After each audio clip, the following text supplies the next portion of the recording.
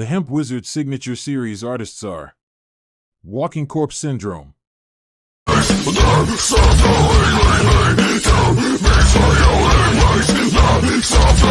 So High,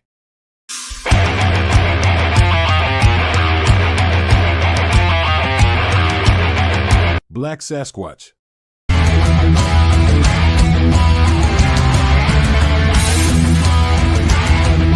Fester,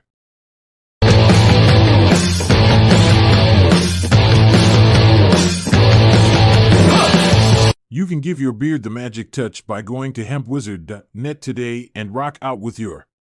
Just kidding.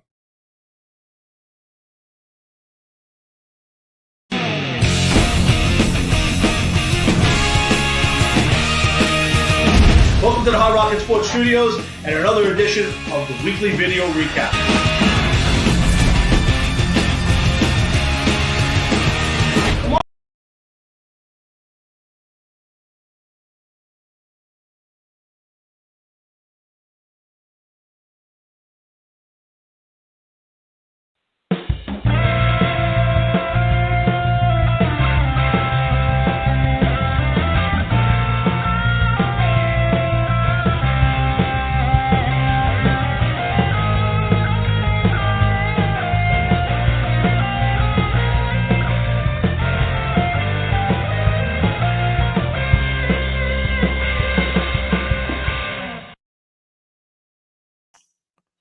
Good evening, and that is my cue to start the show. Welcome to another live edition of the Hard Rock and Sports Show, live from High Rock and Sports Studios in beautiful secret Monroe, New Jersey. We are your 3-hour weekly get together. We're bringing you all the biggest news from around the worlds of hard rock, heavy metal, of course, the wide world of sports.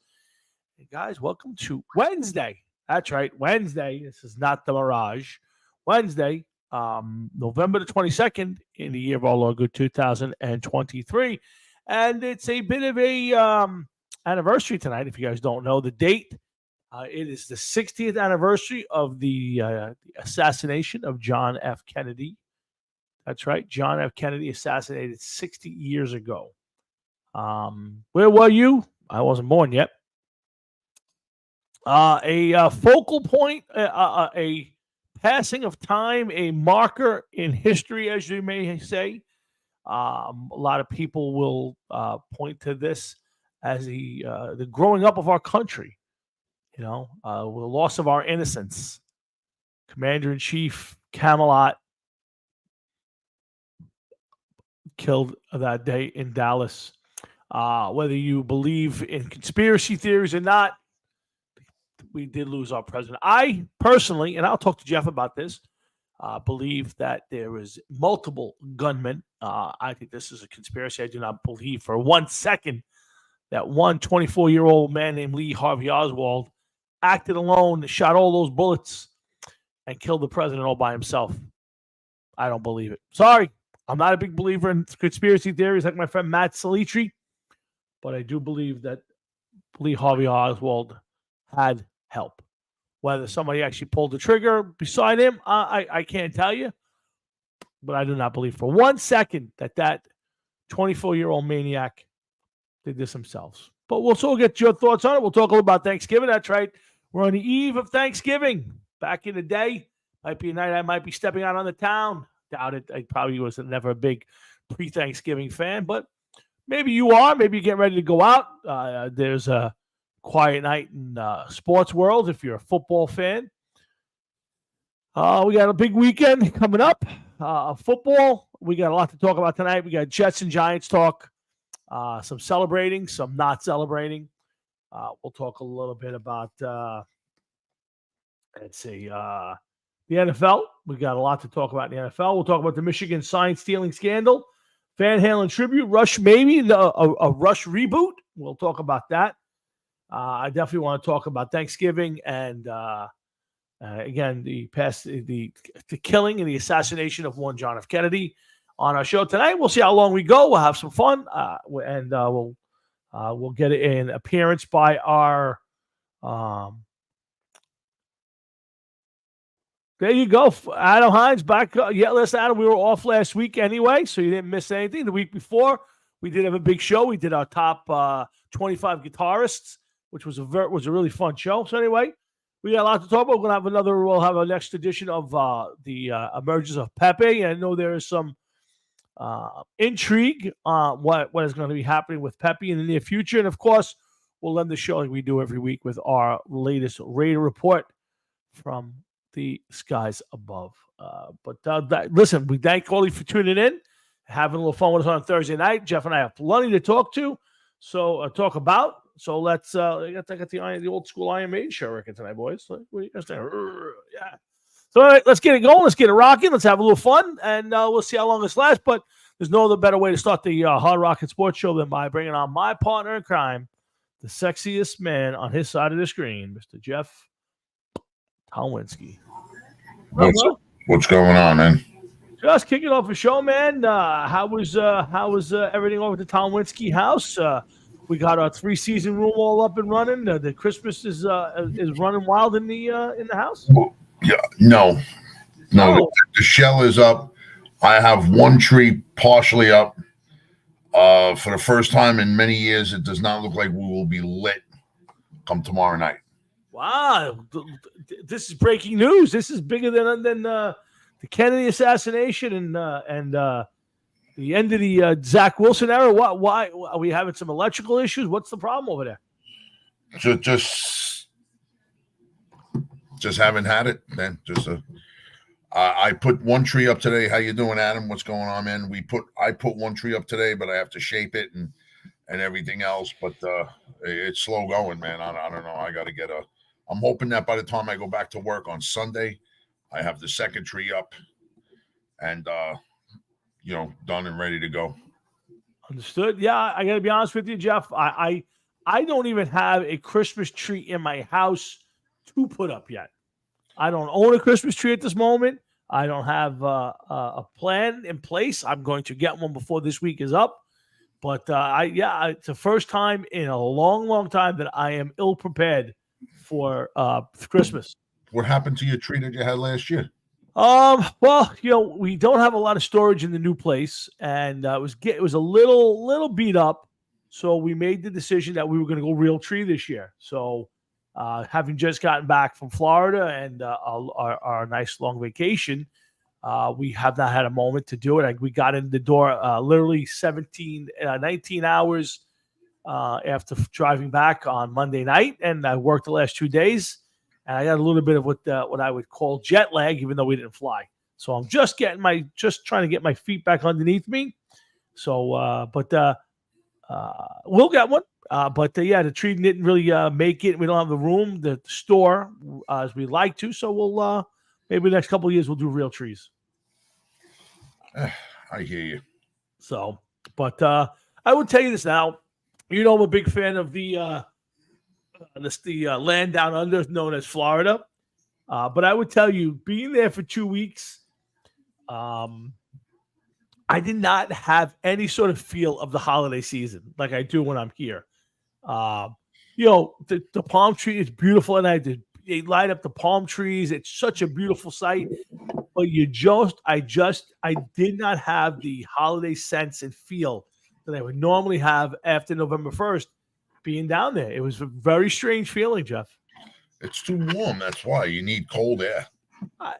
You know what? I just think it's what you get used to. I'm used to in my life after November 1st, after Halloween, I should say, you have that crisp feel in the air. You get the leaves on the ground. You get that cool air. You get that gray afternoons, and you don't get them now. That was 75, 80 degrees every day. It was beautiful weather. It was great time. But you just don't have the holiday feel. And getting back in town, just getting my there, Frank Catalano. I'm just getting my feet underneath me for the holidays. I started DVRing all the great shows. So I'm just getting my sense for the holiday feel. We're going to get to a lot of stuff tonight, but I want to get into a little bit of the holiday stuff. First off, Jeff, it's going to be official. The Thursday before Christmas, which I believe would be the 19th, if I'm not mistaken, of December, the last Thursday before Christmas, we're going to have our Christmas trivia show. So we're looking for 3 or 4 other people to compete with Jeff. Jeff's going to be a contestant in this one. There will be prize for the top thing. I will narrate, and we will do a certain amount of questions. Most points wins the prize, and it'll be definitely stuff from going from the birth of Christ, Jeff, to holiday movies and songs. And I might say, Jeff, for 2 points, what do Bumbles do? And you would say, I'm not going to give the answer now. You should, but I would say you would. I'm not going to give the answer now in case it's one of the questions. It could be. Could be. Possibly listening or watching the show. I don't see a reason to give out that answer right now. All right, what's up there, Dougie Franklin? So yes, if you're interested, you want to be a contestant on the Thursday Christmas trivia show, please reach out to me. And I'm looking for 3 or 4 people who want to compete and have some fun. And we'll have some prize or prizes for the competition. And let's see, who could beat Jeff at Christmas trivia. To me, Jeff is the ultimate Christmas guy. And we'll have a competition to see who can outscore Jeff. Let's put it that way. So that's for down there. But Jeff, in the meantime, it's Thanksgiving, and let's let everybody into the Jeff Tolwinski world. What's a typical Thanksgiving day at the Tolwinski house like? What time do you get up? What do you eat breakfast? Do you save it all for the dinner? What are you watching? How's it work? This time I don't know what's going to happen this year. Really? Christmas, as far as no, Thanksgiving. We're talking Thanksgiving right now. Thanksgiving. I'm sorry. I'm in the middle of trying to set up an iPad. Or whatever's going to happen, because one, I'm going to do something different this year. We're having an antipasto. So because I'm having the antipasto, I'm going to, maybe skip breakfast. I don't know. So right now, I know that I have to go to the store at the very least tomorrow. Okay. Real quickly, I got to go and get cranberry sauce. So even though nobody's going to eat it anyway. Really interesting. So it's like we have to have it in the house. It's one of those things that we just. Do you do the cranberry sauce in the can where it comes out in a big glob, or do you do like the liquidy? Yeah, I guess it's got to be that one, right? What other one would it even be? I don't know. I don't like cranberries other than on this day. Same to you, Mr. Louis Pica. Back in the day, growing up in my house, I had not a tradition. It just kind of happened this way, but I would get up, not eat breakfast growing up, and it was always you turn on the TV, the little 13-inch or 18-inch black and white in the bedroom, and it would be Iona Prep versus New Rochelle. You'd watch that. Holy shit! Wow. Right. That was a Christmas tradition, a Thanksgiving tradition in my house. I'd watch that for a while. High school football. Yes, high school football. And yes, Dougie Franklin, it is touchdown Tommy DeVito. That's right. A few Dallas fans. That's right. You're staring at touchdown Tommy. That's all. We'll get back to that. Oh, here we go. Can't wait for this. But we'll get to that in a minute. And then it was March of the Wooden Soldiers. Yep. And then we'd start to sneak into the kitchen, steal a little bit of mom's food. It would be dinner. And then the tradition was Mighty Joe Young. We'd watch Mighty Joe Young as a family. And that was that was Thanksgiving growing up. And it's not much different now. I'll get up. No breakfast. We'll hold off till we get to mom's house, go there starving. And let me ask you something. Did you do you watch the dog show at all? I do not. No, I am not a fan of the Westminster Dog show that you're talking about. Yes, of course. No. I traditionally on Thanksgiving don't watch a lot of TV in the morning. I might catch up on something very early, and then I like to read the paper. And kind of enjoy maybe some old TV shows that maybe Thanksgiving themed, and that's it. And then we're getting ready to go to mom's, and then it's a football day for me.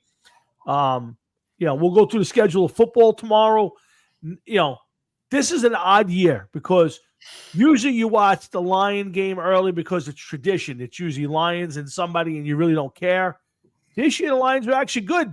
It's a shock. I can't remember the last time I watched Got to go back to probably the early '90s in the Barry Sanders years. Yeah, it's been a long, long time to catch where the Lions are actually a good team and again a possible Super Bowl team this year. Yeah, I got to be honest with you, man. I don't know. This year is very up in the air because I don't see a strong team right now. Philadelphia is the best team in the NFL, and they got beat by the Jets. So that goes to show you the position that even the strongest of teams are in. Yeah. And not for nothing, last night, or not the last night, was it last night or the night before? Monday night. Kansas City and Philadelphia and the Jets almost beat Kansas City earlier in the year. So you're not exactly talking about two juggernauts here, you know? Yeah, no, listen, this is a very odd year. I don't think there are clear. I know Philly is probably the team. Frisco's coming back around after losing 3 straight. So those are probably along with Detroit and Dallas. I got to put those as the top 4 teams in the NFC, but all beatable, Jeff. Not a team out there in the NFC that you can point to and say that team's tough to beat, or say impossible to beat. Any one of these teams can be beaten, and I still think there's. I don't think we've seen the best team in the NFC. In the AFC, Jeff, I think it's even weirder. The Chiefs are not very good. I'm sorry. It's all Patrick Mahomes. That receiving core is terrible. They're. I think right now you're still waiting for the best team in the AFC to appear. Some people like the Ravens. Cincinnati now, no, Joe Burrows is out of it. Pittsburgh can't score points. I think it's the Dolphins might be the next best team. What's your thoughts on that? Well, one, I'd like to just go to the NFC. Right now, I think that out of all of the teams that are playing, I think the team that's been going under the radar the longest has been the Detroit Lions. They've been playing the steadiest Sure. out of everybody in the NFC, which worries me in a way if you're a Lions fan, because when are they going to go down? When are they going to have an issue? You know, it's getting late in the year. I know we've talked about this before. It's not that you want your team to lose any games, but if your team has a slump, you'd rather have it now at this time of the year, start getting strong and making a rebound as you're nearing the end of the year this year, where maybe you carry you through the playoffs. Right now, Detroit, what are they, 7-2 or something of that nature? 8-2, 4-1 at home, 4-1 on the road, 2-0 in the division, 5-1 in the conference, and 3-game winning streak right now. Yeah, I can't stand behind them as the best team in the NFC, but I'll be honest with you, I would love to see them win. I'd love to see them get to the Super Bowl. I am a Lions fan ever since I watched the Lions play on New Year's Day and Gary Danielson was the quarterback. That's how far back I was going back and watching him when I lived in Rosebank on Ormond Place and sitting in my living room in a rocking chair watching that game. So I watched the Lions and I hope that they win. But listen, with teams like San Francisco, they had a little bit of a letdown 3 weeks in a row, and they're coming back. That's pretty much what I mean. Yeah, no, I think right now you could make a case for a lot of teams. Philly's probably the most consistent, but I got to be honest, I don't think Philly's as good as people think they are. I think Hurts has been okay. He hasn't been great. And again, another team to kind of fall into your category of at some point they're going to hit a rough patch. You'd rather it be now, but so far they've avoided it. They haven't played great, but they're 9-1. So I'm not even going to touch some of this shit right now. Would you look at this? Oh boy, here we go. Well, first off, by the way, Carrie Boyce, nice to see you. I haven't seen you in a long time. Hope you're well and happy Thanksgiving to you. To Frankie's point, I'm gonna take the bait. I'm gonna take the bait. Somebody's gonna do it. Frank, stop smoking shoe polish. What's the matter with you, man? Well, they won 4 straight. You got to give them credit. I mean, come on. They've won 4 straight. I'm not buying into it yet. But listen, as bad as they were, they're only 2 games out of the lead in that conference, in that division. God, here we go. I'm not buying into it. I still don't like the way they're playing, but they've won 4 straight. We can run through that schedule later, but right You know what now, he's so like? I got a surprise for him. You know it. You know What's the that? surprise. Can I tell him the Yes. surprise? You can, sure. Frank Catalano earlier today, we made a waiver claim on the one you call Russell Wilson. That's right. We're trying to get Russell Wilson on our team as a backup quarterback. Where he should be. Yeah. Yeah. At least he'll be a backup someplace in the league. Yeah, Frankie, with Cleveland, I mean, Houston's a tough team. I mean, listen, that CJ Stroud, I mean, that's not a pushover anymore. Cleveland, I don't know what to expect out of Cleveland now with Deshaun Watson out for the season. They did pick up Joe Flacco. So who knows? But that is how bad the quarterback landscape is right now in the NFL. It's true. The best move that you can do is sign Joe Flacco, who hasn't been in the league since the end of last season, as your backup. Maybe even your go-to guy in Cleveland. Who the fuck knows? Yeah. Well, I have to turn our attention to a little bit now. We're going to talk a lot of Thanksgiving, folks. We started the holiday season again. Remember, we're looking for contestants for the big Christmas the Christmas show the Thursday night before Christmas. We'll keep talking about that. But the one thing that I'm not getting excited yet, but listen, Frankie, you even if you split the next two, I mean, you're still in the hunt. I mean, but yeah, if you want to win the next two, boy, oh boy, you'd be peaking at the right time. But Jeff, if you run through the quarterback landscape, look at the guys playing quarterback in the NFL right now. It's really kind of boy, oh boy. I mean, there's a lot of bad quarterback play in the NFL right now, and a lot of guys that you would never expect to be playing quarterback. Now, I'm going to start with your team. I mean, we could say a lot of stuff. First off, would you officially say the Zach Wilson era has ended in Jetland? God, I hope so, man. I really, really hope so. Listen, I don't think, and I'm not making excuses for him, I don't think that he did too bad for himself once he went in there and he had no choice but to be the number one option for the Jets. But he just didn't do anything to get better as the season went on. He could have been throwing 2-3 interceptions a game. Instead, he only scored 2 or 3 touchdowns for the season. He just was awful, man. But when you ask him not to turn the ball over, he wasn't throwing interceptions all over the place. But more, I got to find it. Let me just see. Okay. This was from Robert Saleh. He was on the Michael Kay show the other day. Okay. I got this from a Jets page on Facebook. Apparently, Saleh was on the Michael Kay show yesterday and said that they figured the worst case would be Rodgers gets hurt after a couple of weeks, 3 to 4 weeks, and then Zach would have learned and from watching him during that time. Now, let me just can you trust a single person in a leadership role in that building, blah, blah, blah, blah. But basically what they're doing is they're questioning Robert Saleh's ability or whatever to be coach. And I have to admit, I'm not going to question Robert Saleh as a coach. I'm going to question Joe Douglas as a general manager. Okay. I think that Robert Saleh should at the very least get another year, but with a real offensive coordinator, a real quarterback, and maybe a different general manager. Joe Douglas should have been fired for not getting somebody else in that building, or at least bringing people in. And even if he didn't sign anybody, bring somebody in as a possible backup quarterback for the Jets. No? Well, I can't argue with you, and I did want to bring that up because here's the thing, Jeff.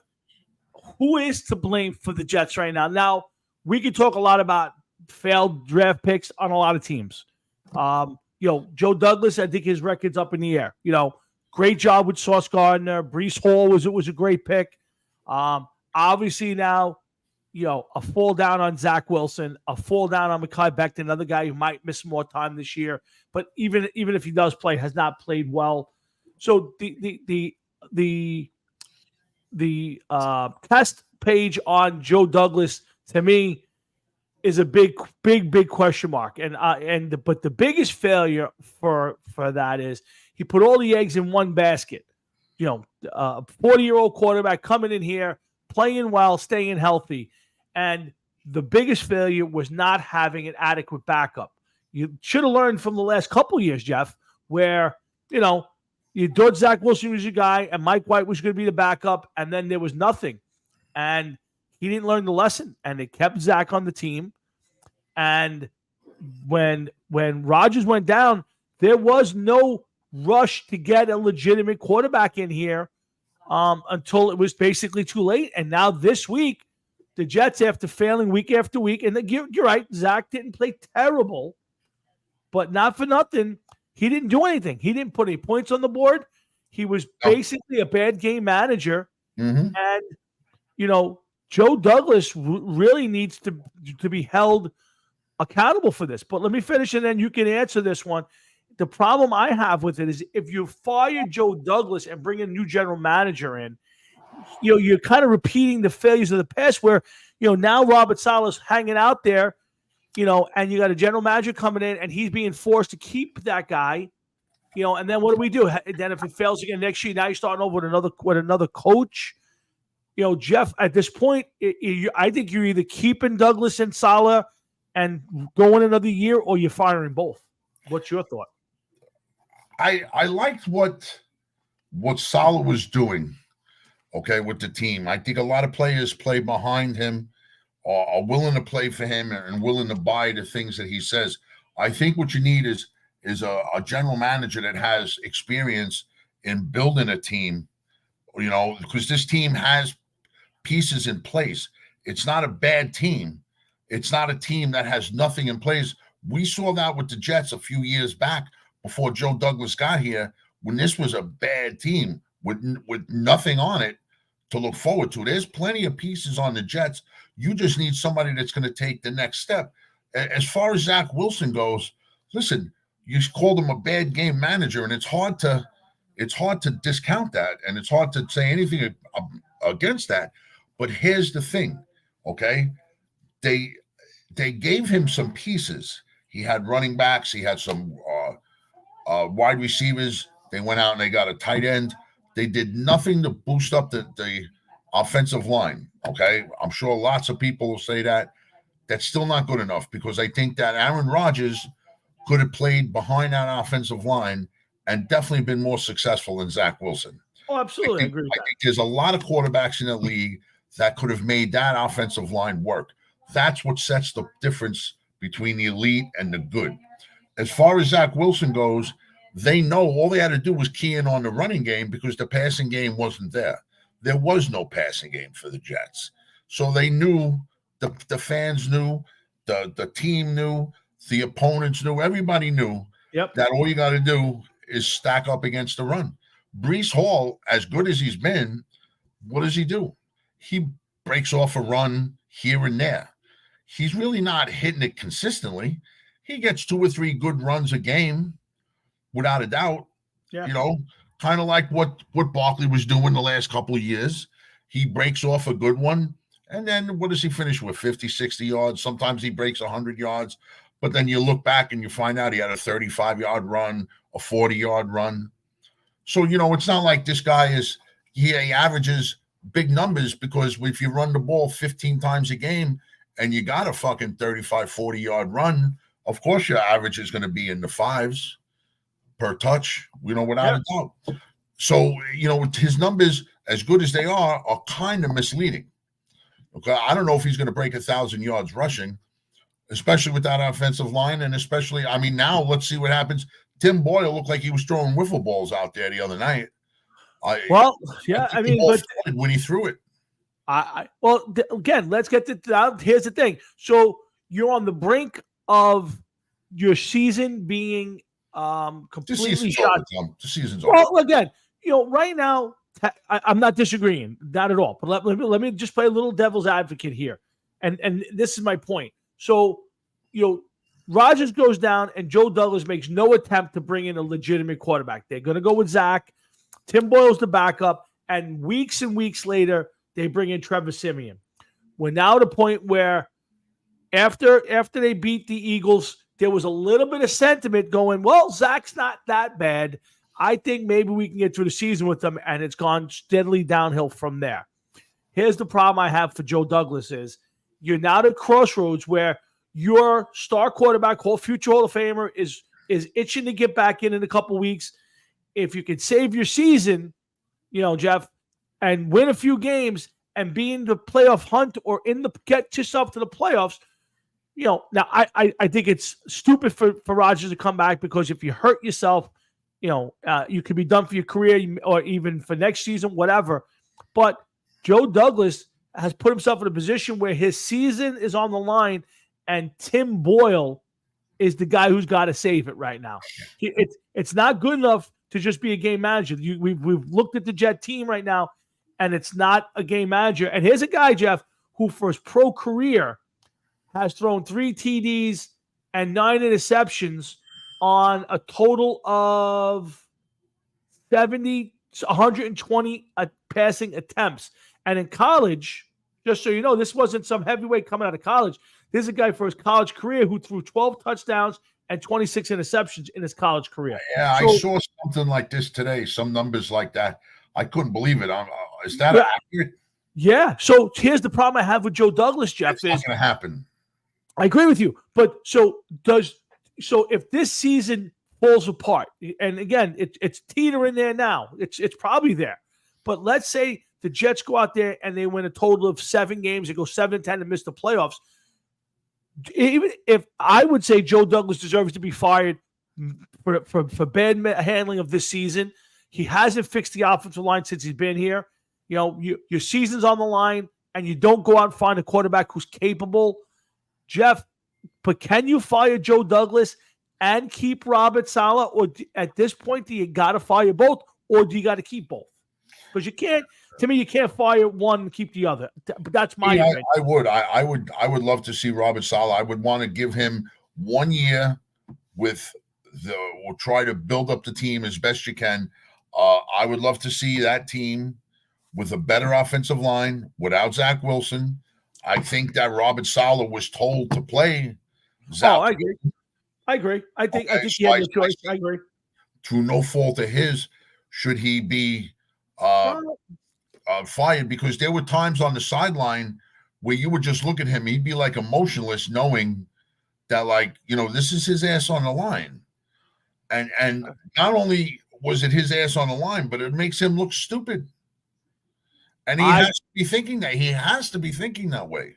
I would agree with you, but again, if you're Robert Saleh, you can't.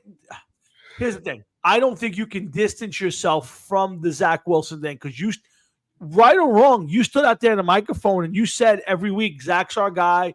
We have faith in Zach. Zach can play. At some point, you're driving the car. And while again, you put the gas in the tank, you drive the car. So to me, he is as much responsible for Zach Wilson and his failures as Joe Douglas. So I don't know how to separate it. I just think that if you're gonna take it away from Joe Douglas, and rightfully so, I think Saleh's got to go too. Although I don't necessarily think he's done a terrible job, I just don't think he's done a good job. Well, let me ask you this, okay? I understand everything you're saying. Don't get me wrong, but I personally feel as though that, one, he was told to play Zach Wilson until he was told not to play Zach Wilson. That's one thing. Two, you have Trevor Siemian and Tim Boyle. Which one do you turn to if the other option is Zach Wilson?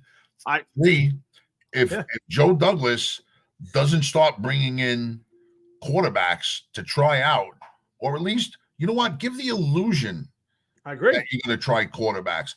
That Monday morning, once they found out that Aaron Rodgers had a torn Achilles, they should have knocked on Tom Brady's door and just said, what is it going to take to get you here for 1 year? 1 year. Okay, that's it. 1 year. Yeah, I gotta tell you, that would have been a tough sell. I mean, you gotta think. Tom, here's the thing. You know what? You turn around. Yes, you're already talking about somebody that's known as the best quarterback in the NFL. Here's the sell. Okay, do it with the Jets. You did it with the Tampa Bay Buccaneers your first year. You did it in New England. Come here, do it with the Jets. There's nothing. Somebody could win 20 fucking Super Bowls after you're done and retired. You will forever be known as the greatest quarterback in the NFL. You stomped out an over 50-year Super Bowl drought. You stomped out a 10, 11, 12-year playoff drought. You cemented yourself as the greatest quarterback of all time. It would be impossible to knock you out of that position. Impossible. That I hear what you're going to say. Tough sell. Yeah, I hear you. But you want to know something? To him, to Brady, sometimes it was almost like a game. Like, does he want to do it? Yeah, I don't know. Not this year, maybe next year. You know what I mean? No, I get it. But I think the tough sell is, I mean, when you weren't putting you don't know. The one thing you were selling was we have a great defense, which, by the way, is not great. It's a really good defense, but you can't look up what you saw in Buffalo and say this is a great defense. This is not historic. This is a really good defense. So either we're going to say they're not as good as everybody thought they were supposed to be, or they kind of quit because they looked like shit last week and they haven't dominated in a long time. But it's hard to sell Brady on this when your offensive line is horrendous, where a guy's going to go out there at 45 years old.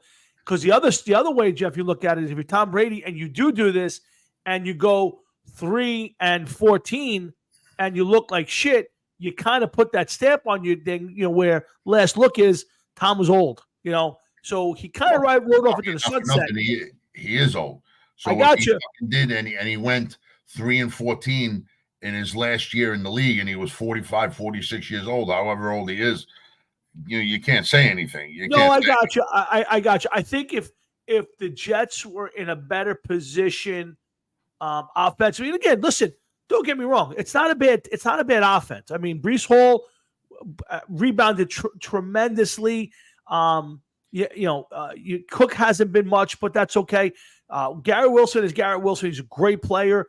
The rest of the receivers are okay. Lazard, Cobb, they've been okay. They didn't fucking use Delvin Cook. Again, they didn't run the ball. He's never played. I think he showed up not in shape. I think to a certain extent the guy's attitude's bad because he thought he'd come in here and split time, or maybe he thought he was going to get more carries because maybe they thought Breece Hall wasn't going to be ready, but Breece Hall's looked as good as he was before the injury. So, again, I think it would have been a tough sell to get Tom Brady here. You're right. You go there, you drop the money bag on the counter, and you see what happens. Maybe they made a call. Maybe it was rebuffed immediately. I have no idea. My problem is, there had to be other options. I don't know what they were, at that point, but I don't know what moves they made, but they didn't make any. So to me, it's Monday, the first Monday in the NFL season. Okay, your quarterback just got a ruptured Achilles yesterday. Okay, Zach Wilson, you're staring at Zach Wilson. He's standing there looking at you, waiting to be here. Like, all right, coach, I'm ready to go in. Who are you calling Monday morning? Who are you calling? If you're Joe Douglas right now, give me 2 names that you would call. Oh boy, I'd have to sit down and think about it. Exactly. Because right off the bat, there was limited choices as there was. No, I got it. But you got it. You have to try. You're right. You have to try. You have to. That's the thing, Jeff. You have to. Hold on a second. Why am I not plugged in here somewhere? Why am I not charging my? Let's see. Yeah, hold on before I lose power. Hold on a second. Oh, that's not good. That ain't good. Hold on. Give me a second. I got to figure out why I'm not charging. Hold on a second. Okay.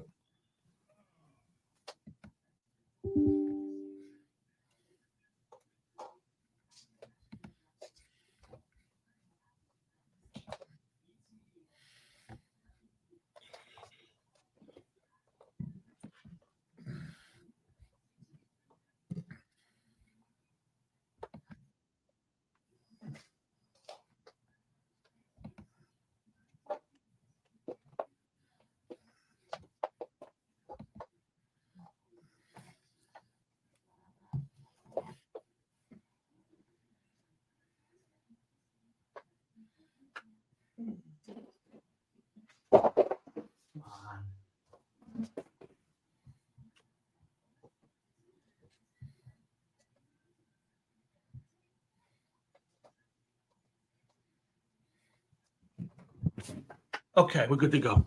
All right. I don't know what the problem was, but I didn't want to lose power in the middle of the show. No, I get it. But again, again, I don't know who Joe Douglas could have called, but No, at that point, never mind Joe Douglas. Who would you have tried to even talk I don't know. You know, at that point, I'd have to take a look. To me, Jeff, here's the thing. I would have went for anybody who was a competent NFL quarterback. You know, and I'm talking, you could have went for an Andy Dalton type. At that point, Garoppolo's not available. He's the starter out in Vegas. You know, Aiden whatever his name is his backup. So I don't know the NFL landscape to say at this moment who I would have called. The problem is you needed a veteran guy. You knew already. You know, how about this? I would have called Miami and say, "Can I get Mike White back?" I'm not thinking Mike White's the answer, and Mike White's biggest problem is he can't stay healthy. But you already knew that Zach Wilson wasn't the answer. And here's the problem, Jeff. At that moment, if Zach Wilson failed, did you think that Tim Boyle was going to come off the bench and be the guy?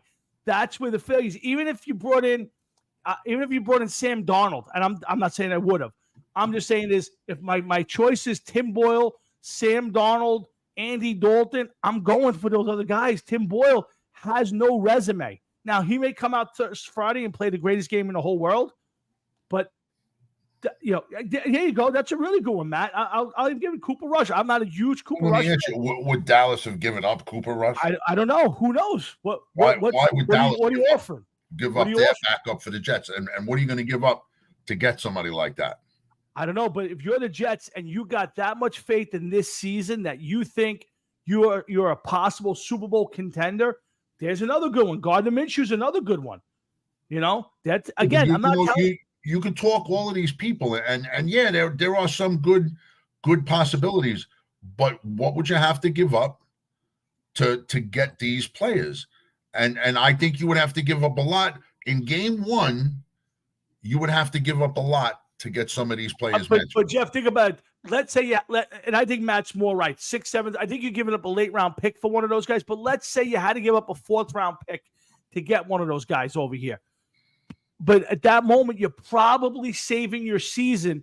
At the very least, even if you think Zach's your guy, if he turns into not being your guy, right, which obviously he's not, then at least you got a competent backup. But now you're going into this week's game, which is probably the entire season resting on this game with a guy who's thrown triple the amount of interceptions to touchdowns in his career.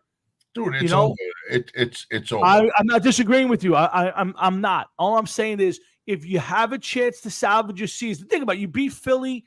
You almost beat the Chiefs. You know, it's not all out of the realm of impossibilities that the Jets could find a way to beat a Miami team who, to me, playing well but it's not great. I've watched their last few games. They're a good team. If you had a chance, you need somebody who's going to at least try to put some points on. But I have no faith that the Jets this week are going to score any points unless a steady diet of Breece Hall. And with that offensive line, I got no faith in it. So I'm not telling you that Joe Douglas didn't make the phone calls. I'm just saying you got to, even if you overspend, even if you got to give away a number 3 pick in the future to get a Cooper Rush or Gardner Minshew, you have to at least give the team a chance. And right now, you've got no chance. So now you got a GM who's done almost nothing to fix this team this year, has not fixed the offensive line, has been questionable with his draft picks, and you probably got to have to bring him back another year because you owe the coach another shot. That's the bottom line, in my opinion. I know you differ. I think you got to bring Joe Douglas back if you're going to bring Saleh back, or you're wiping the slate clean and you don't. And here's the other problem, Jeff, and Frank Catalano brought it up. You know, your boy Rodgers came here, and a lot of the reason was because Nate Hackett is the OC. If you fire Saleh and force either the next coach to keep Hackett or keep Hackett as the head coach, we know that disaster. Yeah, we're going to know it's a disaster, Tom. But you know what? This may also be Aaron Rodgers' last year. Sure. In the NFL. Yeah. He may have to turn around and say, you know what? This is just not going to get done. Listen, we got Carr for nothing either, bro. Never mind that. They should have signed Carr. No, I disagree. I don't think you could have got Garoppolo. I think at that point in the season, Garoppolo was still the guy. Later on, before the deadline, maybe you could have, maybe. But at that point, no. I think you could have. Listen, I know everyone's going to laugh. I think you could have got a guy like Colt McCoy. Colt McCoy's not a great quarterback, but he's the perfect game manager, can do just enough. There was definitely better guys out there than Tim Boyle as your backup. And I think that's Matt, I think we all agree that Garoppolo sucks and all of that. But the problem was, one, he was a starter in Vegas at that point, and two, he's still better than Tim Boyle. Whether he sucks or not, he's still better than Tim Boyle. Yeah, and again, I think you could. I think that's the thing I have a problem with Joe Douglas and to a certain extent Robert Saleh. They both went into this season with the hope that Zach Wilson was going to just be a backup, and when it backfired early, they had no answer, Jeff. So no, I agree, Tom. But you know what? Here's the thing: I don't care what anybody says. They didn't try to bring in a soul that was worthwhile. Yeah. You didn't even have the illusion of trying to bring somebody in that somebody showed up, was in the building to even talk for the day. And you knew that Zach Wilson and Tim Boyle, you brought in Trevor Siemian, whose first time around Jet career ended in less than a half when they fucked up his ankle. Yeah. Yeah. And again, why isn't Trevor Siemian starting? And yeah, you could have got touchdown Tommy. I mean, we'll get to Tommy DeVito and the Giants in a minute. But no, again, I think, first off, I think any coach, and while I always think you should back up your players, I think the big mistake Saleh made early on was buying into this whole the Jets have a historic defense. And the reason I say that is because it dooms you for failure. Right now that defense is a really good defense. It ain't great. And, it just, you just give bulletin board material for the rest of the league. No reason for it. They had done nothing to prove that they were. And to this point, it's a good defense. I think it's a top 5, maybe top 6 defense in the league. But I watched the Buffalo game. That's not a top 5. That's not an all-time defense. And if you want to tell me, well, the offense is terrible, so they tanked it. Well, then I got no respect for them. You go out there and you play to your best of your ability. Yeah, everybody says that. More than one person has said that. But you go out and tank as a unit, okay? Mm-hmm. And you're the defensive side of the ball. You go out and tank every game so that they get the number 1 pick. And then half those guys are gone next year because they didn't perform. So what is the point of saying that we're going to go out and tank? They shouldn't. No, they shouldn't. But nothing is set in stone. Right, you can't quit. If you're the best defense in the league, if you're a historic defense, you got to go out there every week and force the other team to beat you. I watched them, and I was not impressed last week with Sunday's game. I think the Jets again. Quincy Williams has done a really good job this year. Mosley's played well. I love Sauce Gardner. I think he's a great player. I think he's another guy who doesn't tackle great. I don't think he sticks his head in there a lot. He's a lot of shoulder stuff, but I think there's a lot of frustration on that team. Sauce Gardner, I didn't actually see the play. I was listening to it in the car on the way home. I had to go out where I got the personal foul. The whistle was already blown, and he turned around and he slammed the player down. Yeah. So I mean, what is that? You can't condone stuff like that. You can't. No, absolutely not. Mm-hmm. They still were in it at that point in time. They still had a chance, and they give him a 1st and 15 or 15-yard penalty. You get a first down. Makes no sense. I don't like stuff like that, man. Nope, I agree. So that's where Robert Saleh has to be held accountable. So again, I'm not advocating to either guy being fired. I just don't think you can fire one without the other. You certainly can't fire Saleh and keep Joe Douglas. You can do what you said and fire Douglas, bring another general manager and tell him he's got to keep Robert Saleh or let him make the decision on it. Do I think Saleh deserves to be fired? I don't. But again, I don't think he's done anything also for me to say that guy should be kept. He's done a great job with. I don't see it, but I can understand your point. So we'll move on from the Jets a little bit. I'm sure we'll come back to it, but this is a big game for a lot of reasons, Jeff. And I think if the Jets get their heads handed to them by the Dolphins this week, I think your boy Robert Saleh could be in big trouble. I think they both could be in big trouble. I think they need to have at least a good showing. I don't see it happening, but this to me is he can't lose the locker room and he can't get beat up every week. He's got to. This team has to still show up. Here's my last question: if the Jets are in a meaningless season and Rodgers is looking to come back week 15, week 16, are you letting them play? I wouldn't. I wouldn't. But then again, you don't know. Maybe you want to show them that there's still fight left, that you're going to do what you can until the very end. I don't know. Me personally, I don't see what's the point. No, I would agree. And Matt, I think that's the biggest fear that I would have if I was a Jet fan, that the season goes bad and they fire Saleh. Bad, Tom. It's not.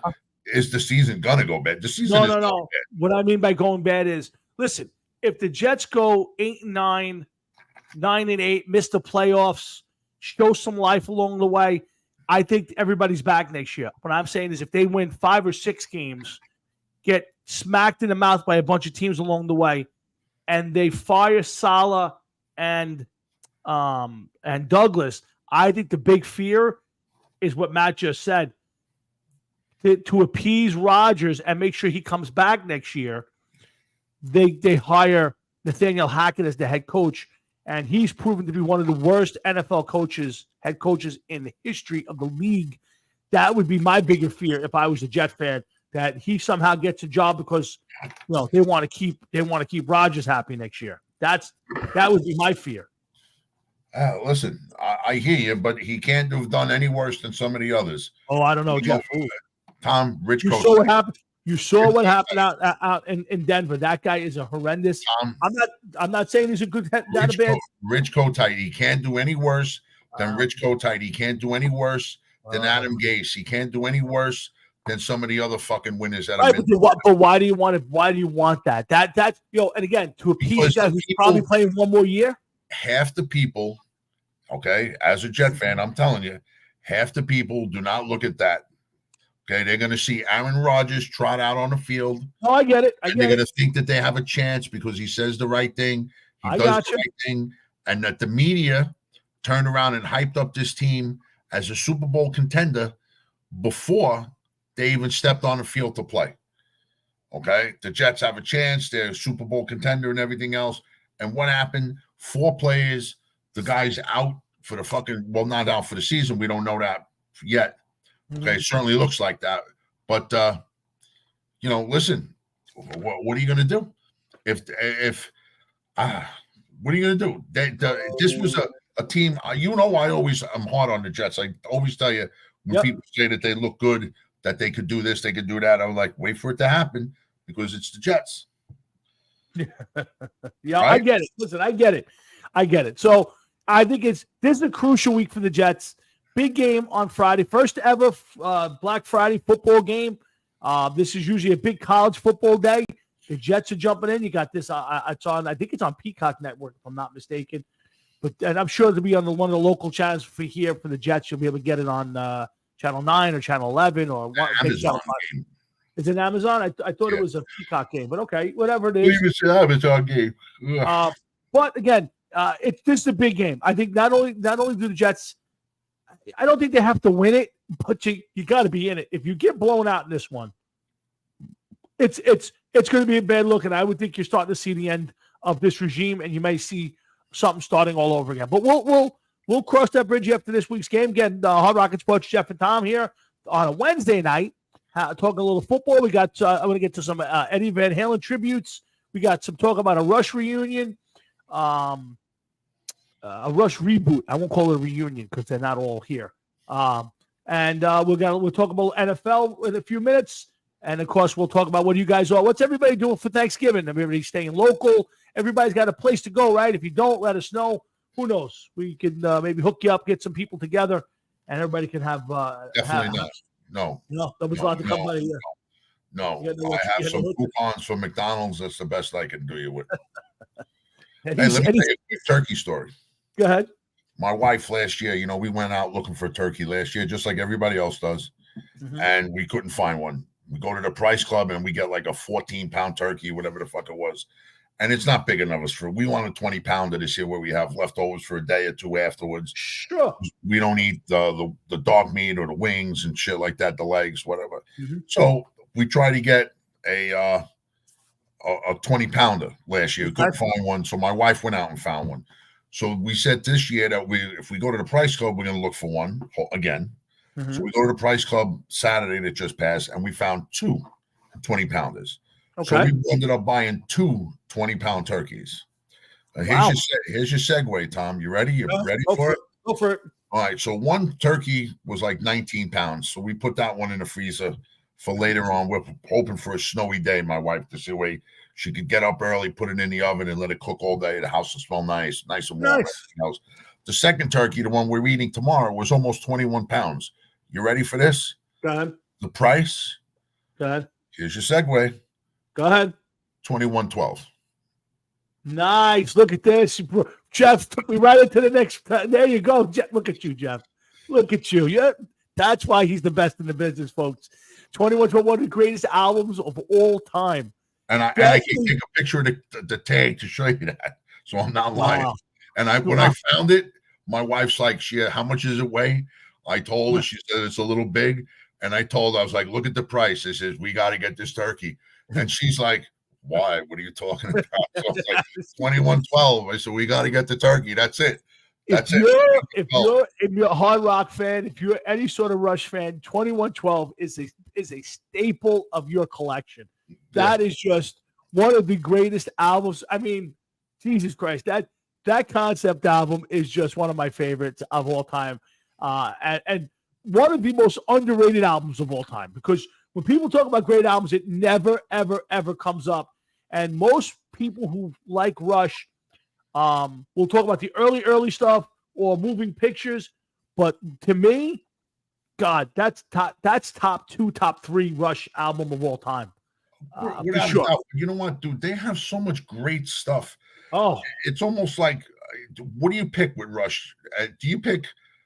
See you, Matty. All right, Matt. Happy Thanksgiving, man.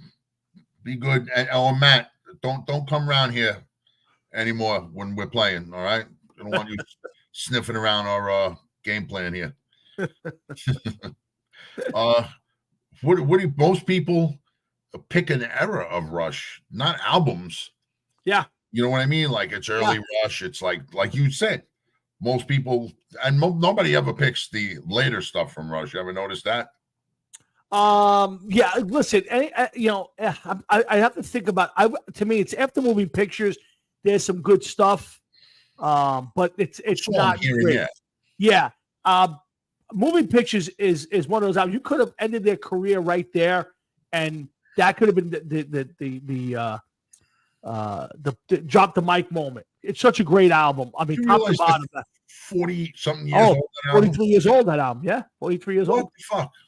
But before that, all that stuff, you go back to Permanent Waves and all that. I mean, just mind-boggling music that just, yeah, Frankie, again, there's some good stuff after that. Again, just a little too much. They went too far the other way for me. Roll the Bones and all that. It's some good stuff. I listened to it, but it ain't the same as the early stuff. But 2112 is that. And now they've been back in the news. I mean, Geddy Lee's got himself. Oh, boy. Here we go. Go ahead, Matt. What did the Tampons say to each other when they passed each other on the street, Matt? Please. Thank God he has great football picks, because otherwise I probably wouldn't talk to him with his bad jokes. Anyway, Geddy's been he's got this oh my God. He's let me Matt, real quick. You plan on opening dinner tomorrow with that one, or is that going to be after dessert? Matt, get the picks ready for tomorrow, Matt. Get the picks ready. Right. So, so Geddy's got this a book coming out, and there's been lots of talk, and there's actually been a little bit of kind of conversation about Rush getting back out there and possibly doing some music. Now, maybe it's an album, maybe it's a couple shows. I think there's definitely some open-ended stuff where they feel like, it ended before it should have. And I would love to see Rush get back out there again. But is it really Rush without Neil Peart?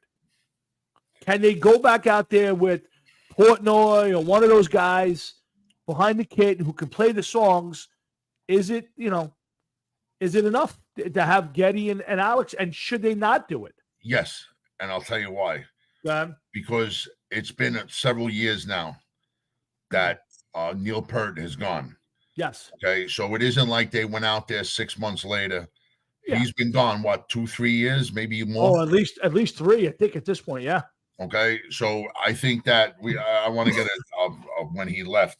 So I think that because they waited so long, I don't have a problem at all with that. He died in 2020. Okay. In January 7th, 2020, at the age of 60. And he retired at least a year or two before that. Yeah.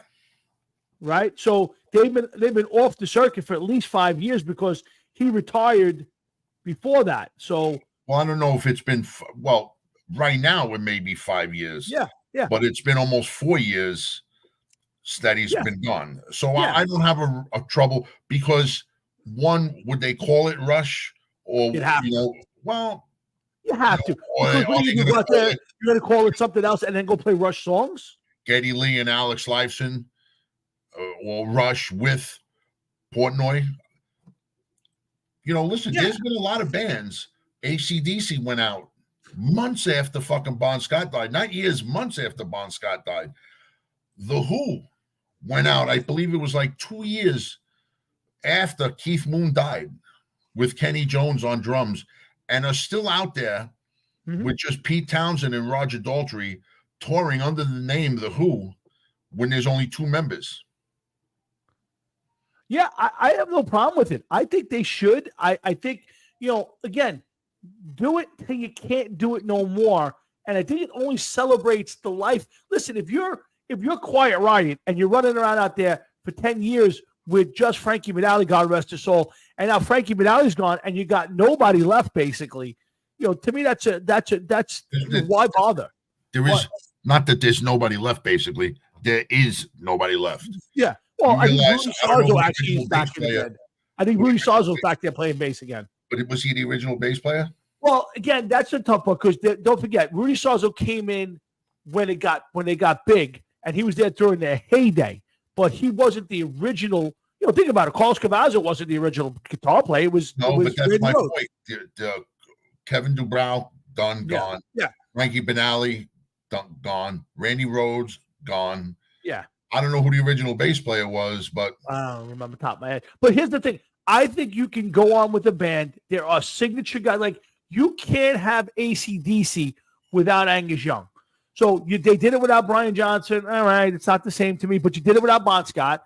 You can do. There are bands like you can't have an Iron Maiden without Steve Harris. I don't care if Dickinson's there. I don't care if Murray's there. There's no Steve Harris. There's no Iron Maiden. There are certain people in certain bands that you can't do without.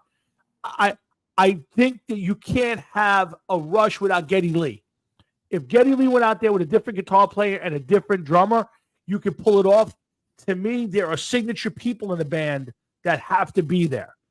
And look at it this way. Look at I think he's right. He's right.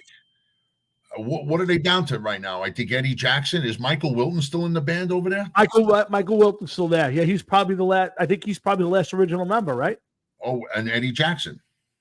Yeah, and because the drummer Scott Rockfield is gone. Yep. And I think that Michael Wilton was actually out for a while. John, I agree with you that he's a failure, but you can keep Maiden alive, which they did without Dickinson. I'm not saying it's good. Here's the thing, guys. I'm not saying that you can't do the bands without the original members or certain guys. I'm not saying that Maiden would be good, but you could keep Maiden alive as long as Steve Harris is in the band. You can keep Rush alive as long as Geddy Lee's there. When you lose certain faces, if Dickinson's there and Murray's there and Smith is there, and Steve Harris is not, there's no Iron Maiden. You know, you could change all of Kiss as long as Paul Stanley and Gene Simmons are there. If you took one of both those guys right now, they're doing that right now. And then as far as Iron Maiden goes, at this point in time, I think the only way that you could generate any serious interest in Maiden to get them back to where they were would be if you would make a time machine and go back to the fucking mid 80s, because right now Iron Maiden doesn't generate the interest that they once did. Well, I think any band does, but they still sell out. Their music sells. They go down. But I mean, I'm talking about would you care? Anybody else that's listening right now, would any of you seriously care if Maiden ever put out another album? No, I wouldn't care. I'm a huge Maiden fan. I'm walking around the shirt tonight. I love Maiden. I don't care if they were, but I would care if they retired or they didn't stop. If they stopped playing, that's a big difference. The albums, Jeff, I could do without. Nobody cares anymore, and I've fallen into that with you, like you do. Nobody cares about the new music anymore. Nobody listens to it. Nobody buys it. But you still want Maiden out there touring, playing the same classics. It's a difference. But again, that's not the point. The point of the conversation is if Steve Harris turned around tomorrow and said, I'm retiring, but Maiden's going to continue, that can't happen. In my book, that can't happen. No, it can't, but it's still the idea. I'm just using them as an excuse, as an example where it does not matter, because Bruce Dickinson and Adrian Smith both walked away for over 10 years. Yeah. And the band still went forward. Absolutely. But I think the point that was the beginning of the downfall of Maiden, sure, because they haven't put out anything worthwhile since. No, I disagree. When they came back, Brave New World was Brave New World was a great album. Great album. After that, I agree. It's, Dance with Death. All those albums are okay.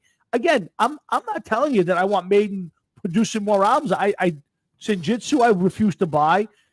Brave New Soul was Brave Souls, whatever that song. Book of Souls was okay. It was nothing special. They're all okay. Final Frontier, all those. But Maiden Still Live in Concert is a great show. Kiss last two albums, the Sonic Boom and the other one were terrible. They were terrible, but you still want them touring and playing. All I'm saying is Rush can come back and keep going with the guys that they have now, and I'd have no problem with it. That's what I'm saying. Yeah, because not for nothing, God, and I don't want to say this, please. So please, nobody take this the wrong way. If it was Alex Lifeson that died instead of Neil Peart, would anybody have known? Would anybody have noticed? Well, it's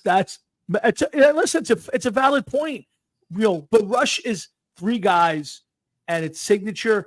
But I don't think that Peart, if he retired and they went on without him, I would have had a bigger problem. Then the guy passed away. The other two guys want to keep playing, and I don't see why they shouldn't. To me, Rush should go out there and keep playing. Putting out new music, I don't know. I haven't paid attention. Their last album, something in Arrows, Slings and Arrows, something in Arrows, was okay. It was a decent album. I bought it, but I would like to see Rush one time. I would like to see them come back. I think that kind of era of music needs to keep going. What's up, Mike Weissman? How are you, buddy? Happy Thanksgiving to all you guys. Appreciate it. Hey, Jeff Westlake, how are you, pal?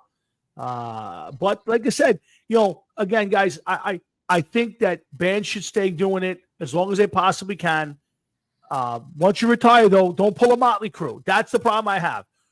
Do it till your fingers fall off.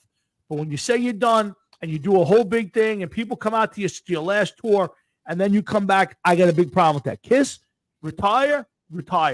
But don't come back. Don't come back because you did it once or twice. Huh? Don't Motley Crue. Yeah, I mean now they're gonna put new albums out. They just got another guitar player.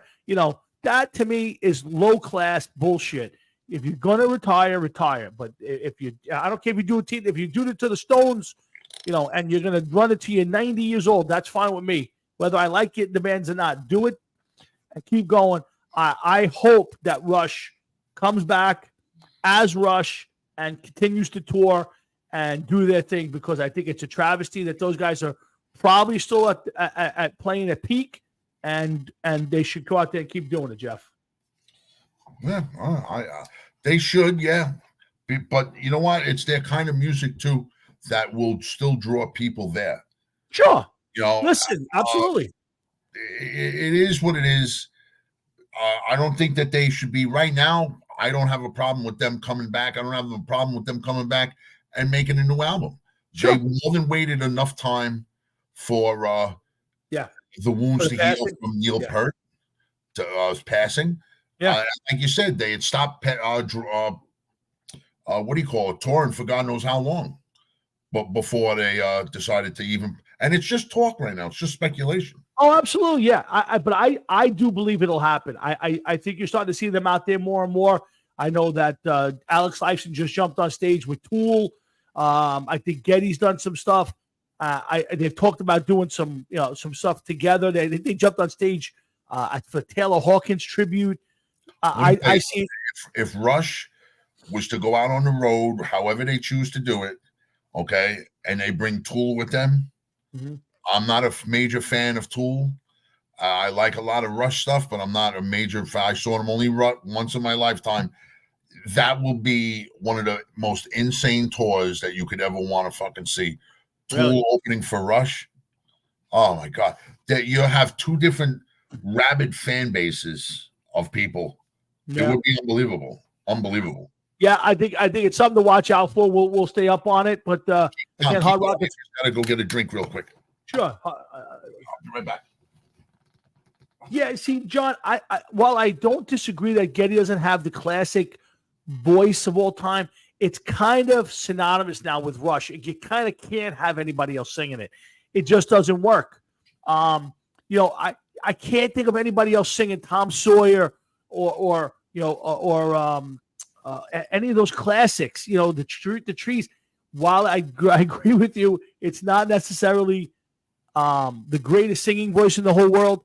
I think it's now synonymous. I mean, it's been 50 years of Rush. You can't go to anybody else. So, yeah. I love Getty. I think he's one of the greatest musicians of our time. Probably one of the most overlooked musicians of our time. For what he can do, singing, playing keys, playing bass, the quality of his play, it's amazing. I'm a huge fan. Yeah, you kind of got to have it. But, listen, guys, the Crew thing, guys, I'm not a Crew fan as far as them being a concert band. Probably the worst concert I ever went to. They were the worst band. And this is the height of their popularity. This is 88. I think it was Theater of Pain. That was one of the worst concerts I've ever been to. Only concert that's close, and I'm sorry to say it was Van Halen in 90-something, 95, 96. I saw them at the Nassau Coliseum with Sammy, and they were horrendous. And I love Van Halen. I love Eddie. But that was one of the worst concerts I've ever seen. So, I won't say it was indicative. The problem with Crew is I've seen some of their stuff that they put out on TV, video, and it's just as bad. So, I would tell you that Vince Neil is one of the worst live singers I've ever heard. They're a bad band. They're a great album band. The first couple albums are just killer. I love the first two albums. I will go to my grave with those albums as high up on my list. But again, the part of this was for me. There are certain bands that can keep going while losing original members, but there are certain members of bands, and John brought up going with Meniketti. There are certain people who are synonymous with a band that if that member left, no matter how many other guys are there, to me that band no longer exists. And Maiden's, I'll give you if Halford's not there, it ain't Judas Priest. They tried it with what's his name? He's not bad, sounded great, didn't work. Queensryche without Jeff Tate, I liked them. I saw them live. They did a good job. It's touch and go. But Maiden without Steve Harris just doesn't work. So I'm sure there's other bands we'll keep going. I do while we're on the Jeff, while we're on the topic of bad concerts, I was talking about me seeing Van Halen, and it was a bad concert. There's now going to be a Eddie Van Halen tribute, and I don't really like it. So now Sammy's going to go out and tour, which I don't. This is not what I want. I wanted one or two shows across the country, big events. Sammy's taking out him and Michael Anthony, which, they're a tag team at this point. Joe Satriani, and I think it's Jason Bonham on drums. I have to double check myself. Yes, it is. Okay. And they're going to go out and they're going to do a series of shows, and they may have other guitarists step in. And I know Dave's been invited, and seems like he said yes. This is not what I wanted. This, to me, is not an Eddie Van Halen tribute. You're not taking this on the road. This isn't, the King Tut exhibit crossing the country. Yeah, John, I think you need to have Roth involved. To me, if you're going to do this right, Sammy, Dave, Michael Anthony, Alex Van Halen, Wolfie, they go out there and play, and you bring in some celebrity guitar players. You do one on the West Coast, you do one on the East Coast, and you call it a day. But to take this out on the road, to me, I don't like this at all, Jeff. What's your thoughts? You know what? I don't like it either, but there's a lot of questions that I have with all of this. And one is everybody keeps saying about Wolfie playing. Can Wolfgang Van Halen play like his father? If he can, so be it. If he can't, just please stop putting him on guitar. Okay? If he was able to play like his father, I guess it would have happened already. Well, he's not a big guitar player. Listen, I watched Joe Satriani on Howard Stern. I saw a video of it. And, obviously Joe Satriani is a great guitar player. I don't love Joe Satriani because I don't like all the what's the right word? All the digital stuff that goes with it. I like to hear it a little cleaner, but Joe Satriani is a great player. Even he was struggling a little bit with some of the Van Halen stuff that he was trying to play. And let me get you something, all right, because I saw a snippet. I'm not even going to say a clip, a snippet of that. Yeah. And he was trying to play, I guess it was Mean Street. Is that the first time the guy ever sat down and tried to play this stuff?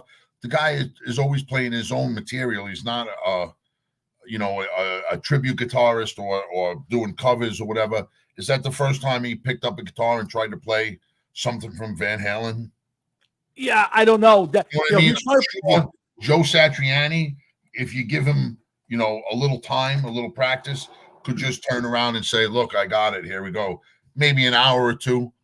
I'm sure any guitar player, Steve Vai, Adrian Vandenberg, anybody that you want to pull out of thin air, George Lynch, isn't going to be able to just pick up a guitar, listen to it, and then fucking play it note for note. No, but this is him appearing on the Howard Stern show playing the stuff. So, I mean, I have to assume. I saw the thing. And he said, I'm sure it wasn't the first time he tried to play it. I mean, I'm not telling you it was bad. I'm just saying it wasn't as great as I wanted it to be. And again, too much effects on the pedals. But again, it's just not the tribute. I think you got to have Alex. You got to have Wolfie to a certain extent. But to me, Michael, the two singers, Alex, and then a bunch of celebrity guitar players, one night, 2 nights, and you call it a day. To take this on tour, I don't know. I don't like it. Yeah, I don't like it. I wouldn't go see it. I'm a huge Eddie Van Halen fan. I love Van Halen. If it was a one night thing in New York City, I would try to get tickets to go. I got to be honest. I just don't like this. I don't like, and yeah, Frank, I saw that whole thing. Listen, Sammy's big on that stuff. Joe, don't forget, Joe played with him in Chickenfoot with Michael. Chickenfoot wasn't a bad band. Their album was really good. I love their stuff. They just couldn't put it together to tour and do the right thing. Chickenfoot? Yeah. Chickenfoot, they play a lot, but I don't know. It's Chickenfoot, so. Yeah, again, well, Frank, it's Van Hagar. If Dave doesn't show up, if Dave shows up, then you can make it a Van Halen tribute. The problem I have is no Alex, no Wolfie. You kind of got to have the original members there to do this right. If you're not going to have all the originals, and again, you're making this a tour. Nobody wants. Don't take it around the country. You don't need to make this a tour. Play a couple of shows, get some heavyweights in there playing some guitar, and then move on. But to me, I don't know. This isn't the tribute I wanted to see, and this is just Sammy Hagar playing another round of shows. I don't see this being a special event, Jeff. That it needs to be a Is special event. Sammy Hagar playing a few last shows because he probably can't do much at this point in time, and he might Maybe. get as much out of this as he can? Well, let me ask you this question. Let's say, and Sammy's got to be in his mid-70s or bigger, right? I mean, he's got to be. Got to be upwards of 75. If Sammy Hagar was running around doing the Sammy Hagar last tour, is anybody running out there, or is Sammy Hagar turning this Van Halen tribute into his final thing where one last? And listen, the guy don't need the money. The guy is an ultra successful businessman. I mean, his off the stage stuff is huge. I mean, Cabo Wabo, the cantinas, now he's got the Santo vodka tequila, which was terrific, by the way. So the guy doesn't need the money. 76, by the way. 76. So to me, this is almost like, let me go out with a big bang, because nobody's running to see. Was it the Circles that is the latest band with him? Yeah, he's got to go 3 or 4 different bands, all with Michael Anthony. Chickenfoot, like I said, I think they're talking about doing another album. Chad Smith, Satriani, him and Anthony. But to me, this is a way of drawing attention, and but they do want Dave there. I think Dave said he's going to be there. Can they coexist? Can they do a long tour? I don't know. Again, to me, I think this is the wrong way to do it. But what do I know, Jeff? Oh, listen, let me ask you this: is this how David Lee Roth finally gets one off the ground? I want in. No, he don't want to take me. Fuck it, I'm going to do one my own. And let me ask you this: at this point in time, it's been 3 years since he's been gone, Eddie Van Halen. Yep.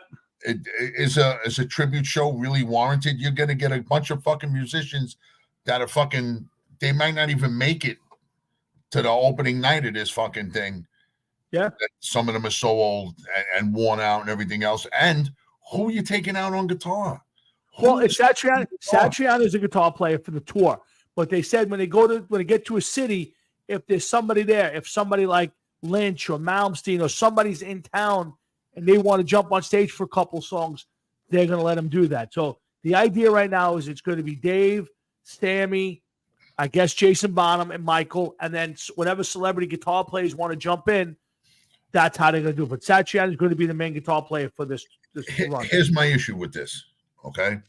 Right now, Dokken is back out there playing. I don't know how many shows they're doing, right, but Dokken is out there kicking it around now. So that may take George Lynch out of the mix, okay? Yep. So now, if you could pick, I'm going to ask you to pick 5 guitar players, include Satriani. Okay. Include Satriani. Pick 5 guitar players that you think may turn out and go to this thing nationwide. Maybe Steve Vai. Maybe. Yeah. Who? Well, I would tell you, to me, would be Vai. Nuno Bettencourt. Do you think that Yngwie Malmsteen is going to stop being Yngwie Malmsteen to go play Eddie Van Halen stuff? I don't see that. For one night. I'm not saying take these guys out on tour, but if you were traveling, I know exactly what you're saying, but I just don't see. I don't see Yngwie Malmsteen doing it because he's going to think that he's lowering himself. Well, again, I don't disagree. I think there are certain guitar players that I think Malmsteen holds himself in a higher regard than any guitar player of all time. But I think guys like, and I'm not a fan anymore of Steve Jones. Half the people out there probably don't even know who fucking Nuno Bettencourt is. I'm not disagreeing, but Nuno Bettencourt is quietly one of the greatest guitar players I've ever seen in my entire life. Yeah, he's a good guitar player. Just one of the greatest guitar players you could ever watch. Does stuff that is just mind-boggling. Again, I know most people don't like extreme, and I get it, but watch Nuno play. That guy is a beast, and I love to see him do it. I'll give you another guy. I saw him do. I went to the Eddie Trunk 30th or 35th anniversary party a bunch of years ago. Was it me and Joey? No. Me and one of my neighbors went, and Steve Jones from Trickster, who I'm not a fan of anymore because of what's going on in the band, but he jumped up and he played a bunch of Eddie Van Halen tunes, and he just freaking nailed it. So there are guitar players who can do it. I'm saying is you do one night. Now, if you did the one night in the West Coast, one night in the East Coast, you're bringing 5, 6, 7 different guitar players each place. They all play a bunch of songs and you call it a day. if you're asking me who I'd want to see play it, John brought up Red Beach. Red Beach, a hell of a guitar player. I think that would be a nice one. Nuno Betancourt, Steve Jones. Again, I would love to see Vi and so I would love to see Yngwie Malmsteen play Van Halen stuff. I would love to see what that looked like. So there are a bunch of guys who I would like to see it. I just don't like it in the sense of what they're trying to do with it. That's all. I'll be honest with you. You mentioned a lot of talent, but you know something? I don't think any of them are lights out fucking top-notch drawers, to be honest with you. No, again, but I'm not sure. I think the draw, Jeff, it's an Eddie Van Halen tribute, and you're playing his music, and you're going to get to see a bunch of celebrities play it. I don't think anybody's running. I'm not running to see Joe Satriani play Eddie Van Halen. I'm going to see Eddie Van Halen be a tribute. But I'm just thinking that even if you got all of those guys, and you said you were going to do 2 shows, I just don't think that's enough draw. You might be right. I don't know who is enough draw to get them there, to be honest with you. I think nowadays, I don't think there is anybody. I think what you're doing is you're basically saying we're going to play a lot of Van Halen music and we're going to tell stories about Eddie. Come out and see it. I think you're going to get the hardcore. You're going to get Tony Gunn to show up. You're going to get, the guys who Frank Catalano may show up. You're going to get those guys who are big time Van Halen fans to show up regardless of who plays guitar. So yeah, you're right. Nobody's running to, again, I like Joe Satriani. I'm not running to a concert to see Joe Satriani play Eddie Van Halen stuff. Just doesn't do it for me. But if they did a one-off show and they had 4 or 5 guitar players and they were all jumping in and out playing Eddie Van Halen stuff, it's interesting because it's Eddie Van Halen and that's a tribute to Eddie. That's all I'm saying. I don't think there's one guy who you're going to go, holy shit, that guy's going to play Eddie Van Halen. I'm in. You got me. So I agree with you. And that's the sad part of it, man. Yeah, that's the sad part, because when they did the Freddie Mercury tribute, you had Elton John doing a couple songs. See, that's what I'm talking about. That's what it should have been. That's what it should have been. Up and do a couple Queen songs. There is nobody out there right now playing that I could honestly say that I'm like, holy shit, I would love to hear this guy come and do some Van Halen. I don't think there's anybody as a whole that I don't know do as Van Halen. To me, that's the tribute you need. You had Brian May and John Deacon, and you had Taylor, and then you put a bunch of people up there singing and playing, and you had some bands come in and play, but you get those guys, and then you put George Michael out there, you put Elton John, you put people out there singing Freddie stuff, and that's a tribute. That's the tribute. One night, one show. I know. I hear you, and I agree with you. But the point is that, you know what? Michael Anthony isn't in with Alex Van Halen and David Lee Roth at this point. I get it. Fuck wants to hear the Van Hagar stuff, and who is going to play guitar? You can mention all these guys you like, but there's nobody that you mentioned that'll be like, that's the guy. That's the guy. That's the guy. Yeah, I get it. It's not even Alex Van Halen. It's Jason Bonham. No, I totally agree. Put together his own Zeppelin fucking tribute thing and go out and tribute his father for the rest of his life and make a lot of people happy. I couldn't agree with you more. To me, again, it needs to be a 1 or 2 show thing, one on each coast if you want, or just one big night. You get the Sammy, you get Dave, you get Michael, you get Alex, and then you bring a bunch of celebrity guitar players in. And you do it just like the Freddie thing. And at the end of the day, you do one night, and it's not about who's playing guitar. It's about celebrating the music. Now, again, is there anybody out there that we're going to go, man, I got to have that guy play that? No, but I wouldn't mind seeing that and seeing, Nuno Betancourt doing the Mean Streets, and then having Satriani come up and play You Really Got Me. And it's not the guy playing it. It's the fact that they're all doing it, and you're getting a bunch of different celebrity guys to come out there and play the stuff. It is to me the guys that are playing it, and the last guys that I want to see playing it are basically the fucking Matt going off. Are some of the people that you mentioned? I just wouldn't want to see it. I got you. I wouldn't want to see it. I understand your point. But it's again. I think it's not geared to one guy. It's not geared to me. It's a Freddie thing. Like, I have no interest in Elton John singing Freddie Mercury songs. To me, I found the best performance of the night to be George Michael. I thought George Michael should have got the gig for life after that. He nailed it at the Freddie Mercury show. But regardless of that, it's not about that. It was about watching the guys in Queen with a bunch of people out there playing Freddie Mercury stuff and celebrating him for one night. It's not about, who the people are. It's just about a tribute, and it should have just been a one night, play a bunch of Van Halen clips. That's exactly what it was, but it was Queen, and it was different. And some of the guys, like Elton John, was a good friend of Freddie Mercury. Sure. But the guitar players, it's different. It's completely different. None of these guitar players are even close to being in the same vein as Eddie Van Halen.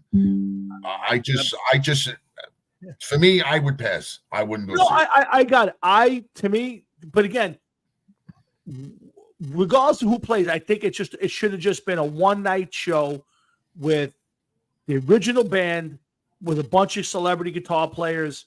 You could bring Gary Sharon back and let him sing a couple of his era songs, and and celebrated the whole catalog all the way through. And then come out and do one kind of medley of songs and end the show. But to me, I just wanted one night, the original band, and a bunch of celebrities playing Eddie Van Halen stuff, and call it a day. I didn't need a tour with Jason Bonham all guitar players can play Eddie stuff. Nah. Yeah, they can. No, Frankie's right. They can all play Eddie stuff. Can they play it like Eddie? No, because if you watch, that's not playing Eddie's stuff. Playing his stuff like Eddie is playing his stuff. Yeah, but can any of those guys who sang? Might as well get Angus to do it then. No, I get it, but it's the same thing with the Freddie Mercury thing. Did anybody nail it like Freddie could? No, nobody's Freddie as a showman, as a singer, but you could still go out there and pay tribute to the guy. So I don't care if it's nailed, because Eddie never played the same thing twice, probably his entire life. Everything was different. You listen to the interviews with Nuno and Satriani, and they say the hardest problem is, he never played it like he played it on the studio album. So he got one show, he do it one way, and then another show, he do it a different way. To me, it's not about being as good as Eddie. It was just celebrating it and just saying, here's the music, here's what he did, and let's do a tribute one time to me, the best guitar player of my generation. It never happened. And this tour that they're doing is not the answer. It should be a one-off show, bring everybody in and do it right, and then call it a day, and not drag this thing out across the country. Yeah, Frank, he was fine. It's fine. It's not Van Halen, but it's fine. Of course it's going to – he's Joe Satriani. Of course it's going to sound good. It's never going to be Eddie. But, yeah, I agree, Frankie. It's fine. Listen, I've heard guys – on Staten Island play Eddie Van Halen stuff, and you walk out and go, that sounded good. So it can be played. It's just never, to Jeff's point, it's not Eddie. Nobody's going to be Eddie, and I don't want to be Eddie. I just want them to play one night, pay tribute, and move it on. Right now, this is just Sammy trying to go out there and get a bunch of people to show up and hear him sing. And to me, this is just a total bullshit tribute. That's all. That was my take on the whole thing, Jeff. I'll stay home. You could. Yeah, again, I wouldn't go see this either. But if they came to New York City and went to Madison Square Garden, and they were going to have Alex and Sammy and Dave and Michael and a bunch of guitar players, I think I would go. I think I would go there for one night to see all those guys pay tribute. And when you're done, you pack it up and we're done. But to go see this what you're doing now, to me, I got no interest. So. Excuse me. We'll see you again, 8:35 here, Hard Rocket Sports. It's been a lot of fun. We got a couple more things to talk about before we wrap it up. Again, I hope everybody's going to have a great Thanksgiving, a safe weekend. I know there's supposed to be some bad weather coming, so hopefully it won't be too bad. I like to watch it on TV. It's like Taylor Swift showing up at the Chiefs gate pushing on a new album. Frank, you like to watch what on TV? The show or? But again, tomorrow morning, Thanksgiving. I hope everybody has a safe one. Jeff, 3 football games tomorrow. Green Bay, as they always are, against Detroit, against Green Bay. Dallas and Washington at the 4:30 game, and then the night game ends up with Frisco and Seattle. And I'm even going to throw in the Friday 3:00 game, Miami and the Jets. Okay, yeah, Frankie, I would actually go to it, but I would certainly watch it on TV. Jeff, those 4 games. How many of them hold your interest? I like the Detroit game. Always watch that. I ain't got nothing else going on during the day, so right. I'll definitely watch that. I never really watched the Dallas games, to be honest with you, on Thanksgiving. I'm usually out for the count for a while. Okay, you a little napping after the turkey? Napping or whatever, coma, whatever you want to call it. And then by the time I arise from my slumber, it's time to eat again. And basically all it is eating and sleeping most of the day.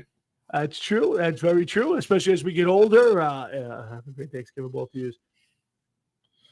You know. Adam. Okay, so you and I wish you were local, Adam. That would be. But you have a nice Thanksgiving, my brother, and enjoy yourself and enjoy your Cornish hen. Absolutely, and we wish you guys. Remember, we're looking for some contestants for our big Christmas trivia contest. So if you're interested in doing a little trivia. Christmas trivia against Jeff, let me know. In the meantime, we got a bunch of shows coming up. Jeff, the holiday season's upon us, and all the Christmas shows are out there. Are you starting to indulge in the Christmas shows? Are you watching anything at this point, or is it too early for you to get into the Christmas? I have everything taped, right? And as much as the Christmas season has started, to me, it's really not in full swing until after tomorrow. It's nice to see it starting, don't get me wrong. Yep. And I'm happy that it's here, but I'll definitely get more seriously into it after this week. Tomorrow, I'm also going to be spending time getting that Christmas tree up and ready and fixed. It's up, but it's got to be fluffed up and nice. and ready to go. And then I have a big tub of lights.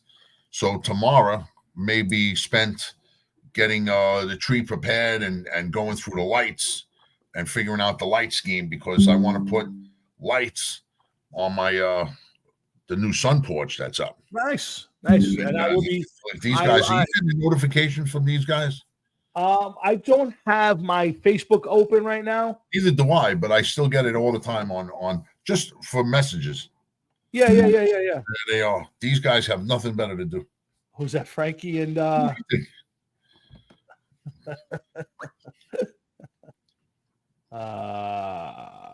let's see. Yeah, I pretty quiet. And Brent Musburger there. Yeah. Oh, listen, so well, before we get too far along, we do have our next video from Pepe, who's crossing the country trying to make his way to Mile High. Probably more excited now. The team's won 4 straight, and he's trying to meet his idol, one Mr. Russell Wilson. So do we want to get to see what Pepe's up to this week, Jeff? Yeah, man, let's do it. Hold on. HSI, Pepe. I'm very, very sad right now. It is the eve of Thanksgiving, and I still have not met Russell Wilson as of yet. I do not know what to do. I am no closer to meeting my idol than I was at the beginning of the season. I have fled through countries, over fences, through rivers, everything that stood in my way to meet Russell Wilson. And I have yet to meet him as of yet. 4 Denver Bronco wins in a row, and still have not met him. I do not know what to do. Please, somebody, give me ideas. What do I do? How do I get to meet Russell Wilson? I just thought of something. The Pepster has thought of something. Yes. Pepe will meet Russell Wilson. By Christmas time, I will meet Russell Wilson. Wow, that sounded very sinister, Jeff. It sounds like there's some devious stuff about to happen to Mr. Russell Wilson. Something may happen. I don't know exactly what it is, but something may happen. Something is going to happen.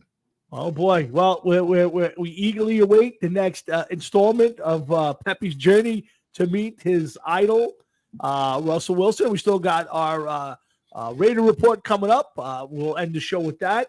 And we're glad you guys are sticking around and having fun on a Wednesday night with Jeff and I here at the Hard Rock and Sports Show. Thanks for all you guys coming in and hanging around. Yeah, that's right. We love to sit us to laugh. Again, Jeff's got the big show Saturday night. Make sure if you guys are available, and I am going to try to really make it an effort to get there. I wasn't sure early the week after my 19-hour journey home from Florida. I swore I would not drive at all, but I've been back to work, and I'm hoping by Saturday I got the energy to go out to Mother Pug Saturday night. What time you guys going on, Jeff? 10 o'clock. All right. So if you old guys, if you got some energy, Saturday night, 10 o'clock, you go out to Mother Pugs. 10 to 10:30 we're playing.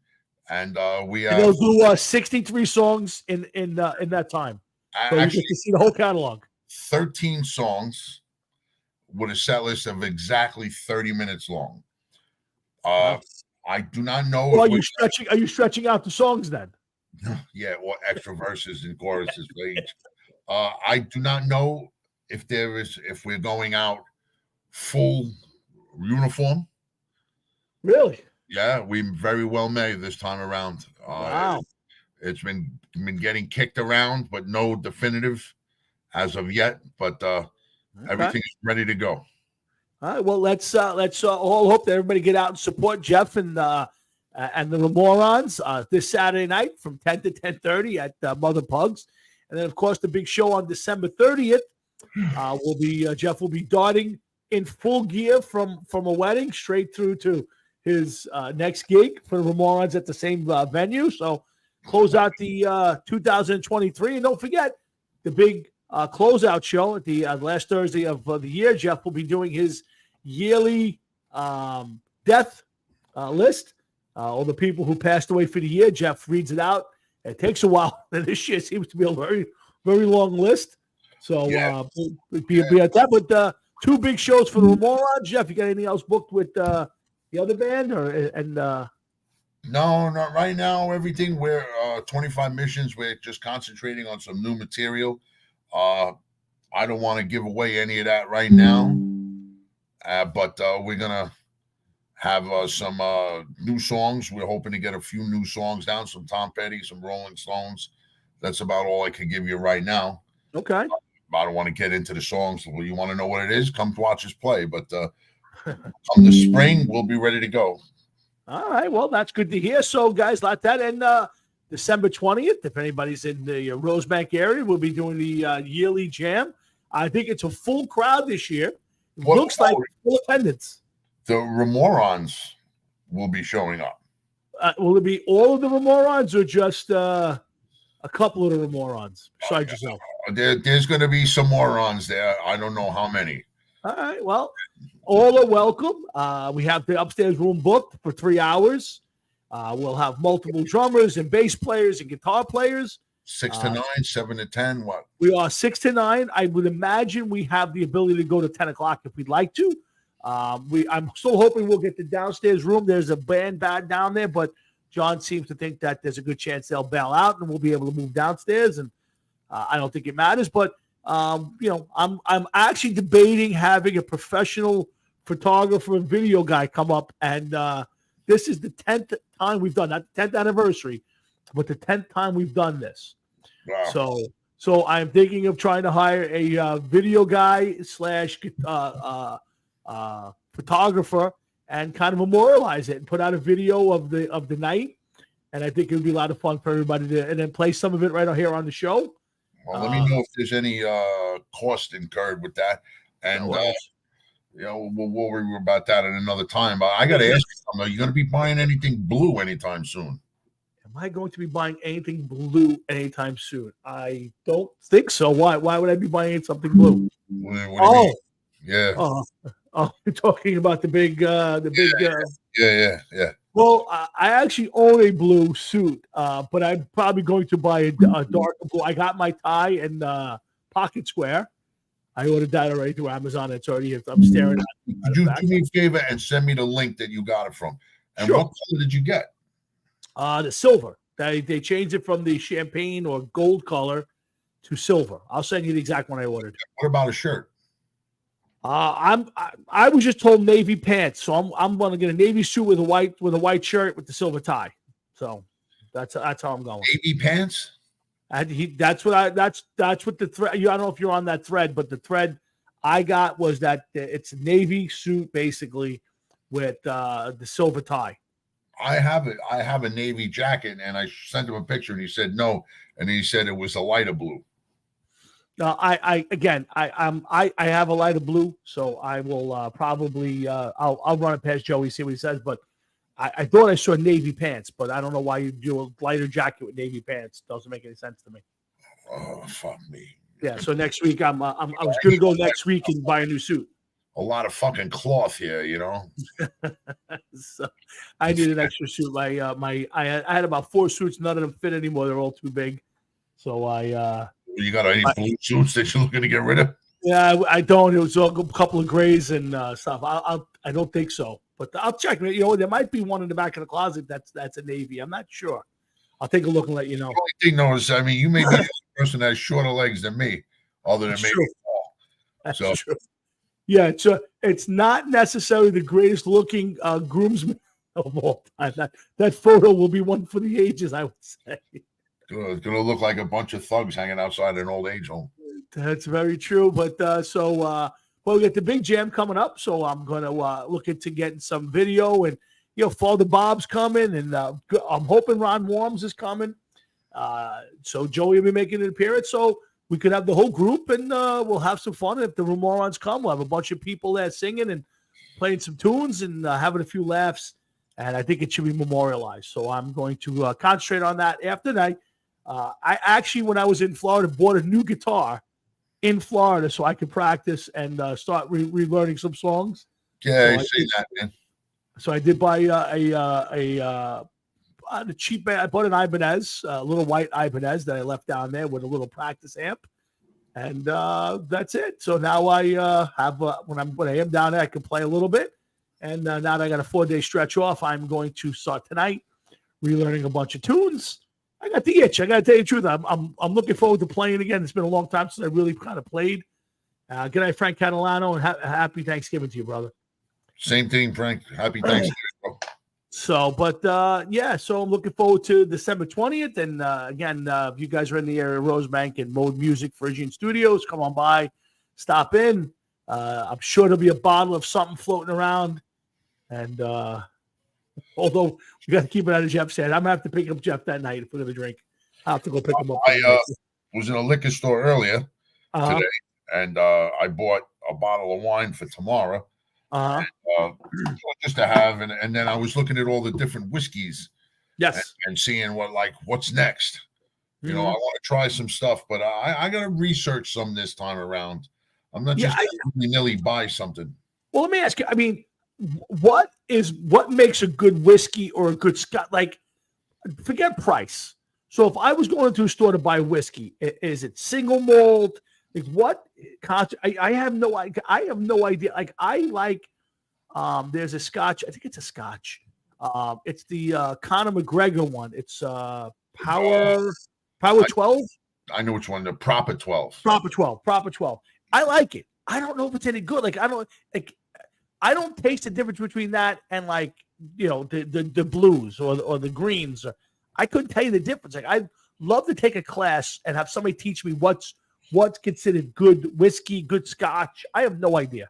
Well, I can tell you this much: if you take a bottle of Jack, Okay. right, just a regular old bottle of Jack, Black Label, Go okay, ahead. that could take barnacles off a boat. Yes. Okay, the Gentleman Jack could take some of the barnacles off the boat, but it'll give you a smooth flavor. The green could probably take off even less barnacles, but it's a lot smoother. When I drink green, I have a glass of water with me, and I'll take a few sips of water after I do a shot or two. Right. Of the green. Okay, the Gentleman is a little rough. The black one is just, that's usually once you're out someplace and somebody says you want to do a shot, but like, all right, I'll do a shot of Jack. It's God, you know. I was accused of cursing at Uncle Bob after drinking. No, you weren't accused. I was there, and it's still the funniest, absolute funniest lines of my entire life. If there's nothing else in this world, if I go bonkers and they put me in a home, the one that I hope I remember is that moment, because to this day it is the single funniest moment of my entire life. Because not only was it funny, but the 2 or 3 people around it laughed their asses off at it. So to this day, even Uncle Bob, the couple times I mentioned it to him, still laughs about it. So I will tell you that is one of the funniest days of my life. And the one thing I would say is I'm happy to celebrate all the big parts of my life and with my friends. But that day, I will always remember my 50th birthday party that Jeff had the best time of anybody there. And it was absolutely one of the funniest days of my entire life. It was a lot of fun, man, from what I remember. Right down to trying to figure out how to get you on. By the way, did you see that our former producer has put out a cookbook? No, I have not. I'm not a. Wait a minute. That's a lie. That's a lie. You sure? It's familiar. No. It sounds familiar. I think it was sent to us so that we could check it out, check the link out. No, I saw a Facebook post from his wife, and she was touting it. She was what? She was touting it. She was bragging about it. My husband put out a recipe book of his mother's recipes. I didn't research it, but I thought it looked pretty legit. So I didn't dig into it. But you get a chance, look that up. I'm looking now. I grabbed it real quick. This was 2 days ago, and there is the names. There is the name there. I saw this someplace else. You did? Yeah, to be honest with you. This is something else that him or her had sent me something about it. I'd have to research that more. I think it was him. Oh, this really? Is something that Recently? just came out. I can't tell you when, Tom. I don't remember. This year, last year? Within the year. Okay. Yeah, I don't know. To be honest with you, I didn't ever had a problem with him. No, me Right. neither. And then all of a sudden, when I had the party and I asked him, these guys, holy fucking shit. I know. I'm here. I got it on my screen. God. You should just tell them to back you out of the group if you want. Yeah, because sometimes it's cool, but I mean, come on, not now. You know what I mean? Long story short, I when his wife contacted us when he was going through an issue, Yes. I had no problem. I texted him, did what she asked, which was not a problem. We should have been doing that anyway. Sure. But all of a sudden, it was like things stopped. Yep. And he wasn't giving any news, and then I felt like it was intruding. Like, what's going on? How are you? What's going on? I mean, I didn't want to be like that. So that was one thing. And then when I invited him to a party that I had, and he said he was going to come, and then they didn't show up. No. And that kind of got me because you didn't even say anything, nothing. And then you had told me that he had something to say to you. Yep. Okay, that's not my place to get involved in that. But you know what? I'm with you. And if he has an issue with you, then I'm standing with you. I stand alongside you. Thank you, my brother. I appreciate that. Again, I never did anything to the guy. I mean, no, I know. He acknowledged that I reached out 3 or 4 times and he never got back to me. And one day he got back and said, I know I haven't gotten back to you. I'll talk to you soon. And he called me once and we had a 2-minute conversation. And then I tried to reach him again. And then, not that he ghosted me, but I think the guy was busy. And we always had that relationship where we didn't talk for months. And then we talk like we talk every day and like we never missed a beat. And I texted him for his birthday and, he kind of, blasted me for it. And that, to me, whatever. I'm good. That's what I'm saying. Yeah. You had told me that, and I was like, I got to stand with you on that one. No, I appreciate it. Thank you. That's United Brothers. When he told me he was coming to the party, and then he never did and never called and whatever. Yeah. I was just like, a month, 2 months, 3 months, 6 months, a year. Like, listen, I'm not chasing anybody anymore, Tom. There's plenty of people that I chased in my day. I got burned. There's people now that if I told you who I'm not chasing, you would be like, wow, I'm sorry to hear that. But I just, I don't chase. No. I don't chase. I agree with you 100%. And I'm with you. And again, I know who my friends are. I know who I'm friendly with. And I know who are frauds in my life. And it is what it is. And I'm happy with the way my life is and the people that I have in it. And I'm looking forward to the great holiday weeks coming up and enjoying everything that goes with it. And I enjoyed the Thursday nights doing the show. And we're back on track after a week off, and we're looking forward to Thanksgiving and a lot of good football, a lot of good eating. I'm sure I'll talk to you tomorrow off the air, but let's bring this one to a wrap. I do want to play our next video. The half man has something to say, and we've been closing the show with the half man. So let's get the next Raider report from above or from somewhere. Hey, what's up? It's me, Dominique. I have to tell you that the new picture is a bit unsettling. I haven't gotten past the outfit and the whole do. I'm just saying we may have to talk about a wardrobe change at some point. When he tells me to stop, then I'll stop. I just had to stop and say it. All right, hold on. Hey, what's up? It's me, Dominique Ginta. As you can see, I'm still here. But I must say that things are starting to look up a little bit. I realize things are a little slower than anticipated. The Raiders got a new coach. Yes, they've lost 2 in a row, but it looks like they're back on track somewhat. We have a winning feel about us. I think this team is going to do something. I didn't read the small print, and it turns out that the promise of an undefeated team is for next year. Jesus snickered, so I don't know what that means. Also, I'd like to address the rumors that I was spotted at the Port Authority doing acts unbecoming of a man. But let me tell you one thing, and understand this. $20 is $20. And when you're hungry, you'll do things that, well, sometimes you normally wouldn't do. This week, the Raiders win big. I guarantee it.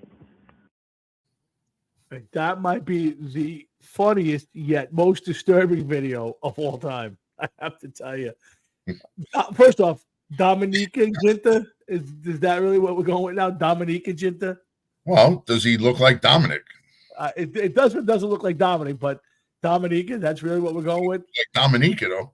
Oh, my God, that's fucking hysterical. And he did. Now, the one part I wanted, I don't have the ability to stop it and then play it right from the same spot, so I couldn't stop it. But has he been accused of Port Authority from the past, or has there been a new allegation that Jesus is putting on him for a recent trip to the Port Authority? I know the years we had a little worried that he was hanging out too much in the Port Authority. Is this a new version, or are we talking about an old instance? We've never really straightened out where he is and what exactly he's doing. There was some stipulations. He agreed to come back to the earth and follow these stipulations in order for the Raiders to be undefeated and to win a championship. Evidently, there was some fine print that he failed to realize, and that they wanted to restart the season. So I don't know. You know, like old habits, do they die hard? Did he become a different person?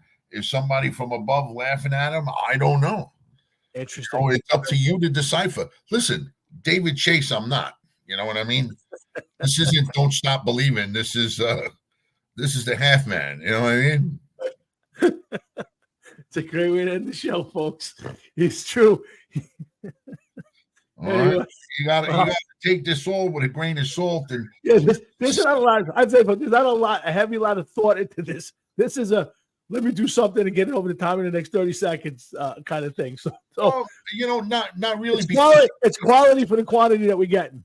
It's sometimes you don't realize where it's going. Like today, the Pepe. Yeah, was it a little lackluster? Yeah, but you want to know something? It opened up a door. I have 2 avenues right now. I had to write them down. Okay, I have 2 avenues right now. Which way are we going with this? That's true. I don't know, but I have them written right there. Okay, and when I sit there and I think about it, I do them on Thursday. This here way they come off with the top of my head as fast as possible, so I'm not overthinking them and overproducing them and everything else. This here way, it's a one-liner that comes out. It's a minute long, a little bit more than a minute long, and that's that. As far as Dominica, well, you know, the story has to develop a little bit. There's going to be some fill, And then the story is going to turn. This has to be over by week 17. That's true. It's got to be a finish line. Yeah. So, what happens? There was a TV show years ago, back in the 80s.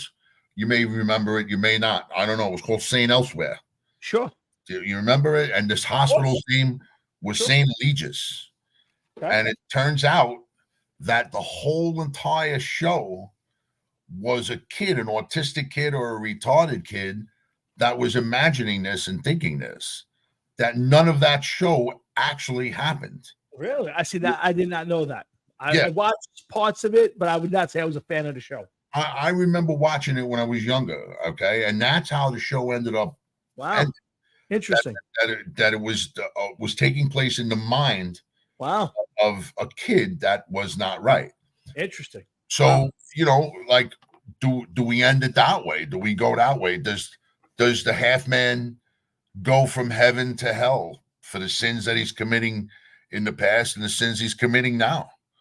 $20 is $20. I don't. What does that mean? I don't know. I'm not sure. I want to find out. Yeah, Pepe. There's so many ways that Pepe can go. And like I said, I have 2 of them now. It depends on which way it goes. But I can tell you this much: none of them are ending good. Some of them may get us thrown off the air, but we'll take that chance. Again, we're wrapping up this year the way we know how to do it, not celebrating the holidays. The unfriend button, let's put it that way. That's true. We might have a few less listeners, but a lot of people tuned in tonight. I want to thank them all. It's always, you know what, I have to say, every time I get a little discouraged and I show up on Thursday nights and I see all the people who popped in tonight to say hello and listen, and the people who contact me during the week and say, hey, I heard a few minutes of the show. I watched you guys do this and that.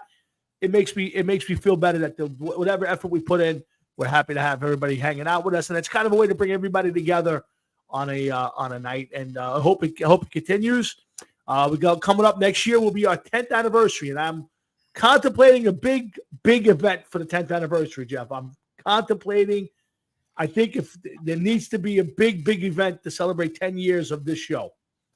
I don't know if it's a live event. I don't know if it's an online event, but I think there needs to be a big event to celebrate 10 years of the Hard Rock and Sports Show.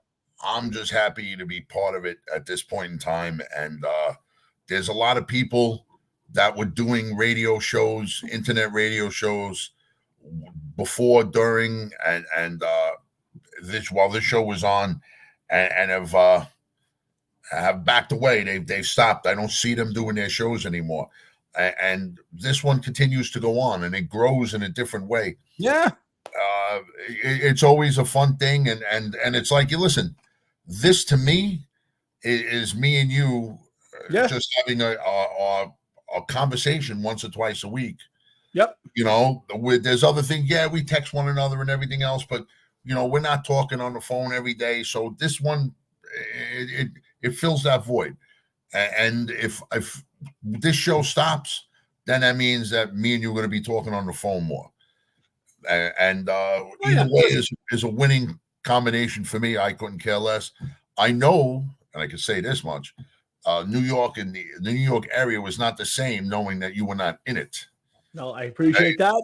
Not that I need you to thrive and survive, but it's just nice to know that everybody's a little closer than they actually were.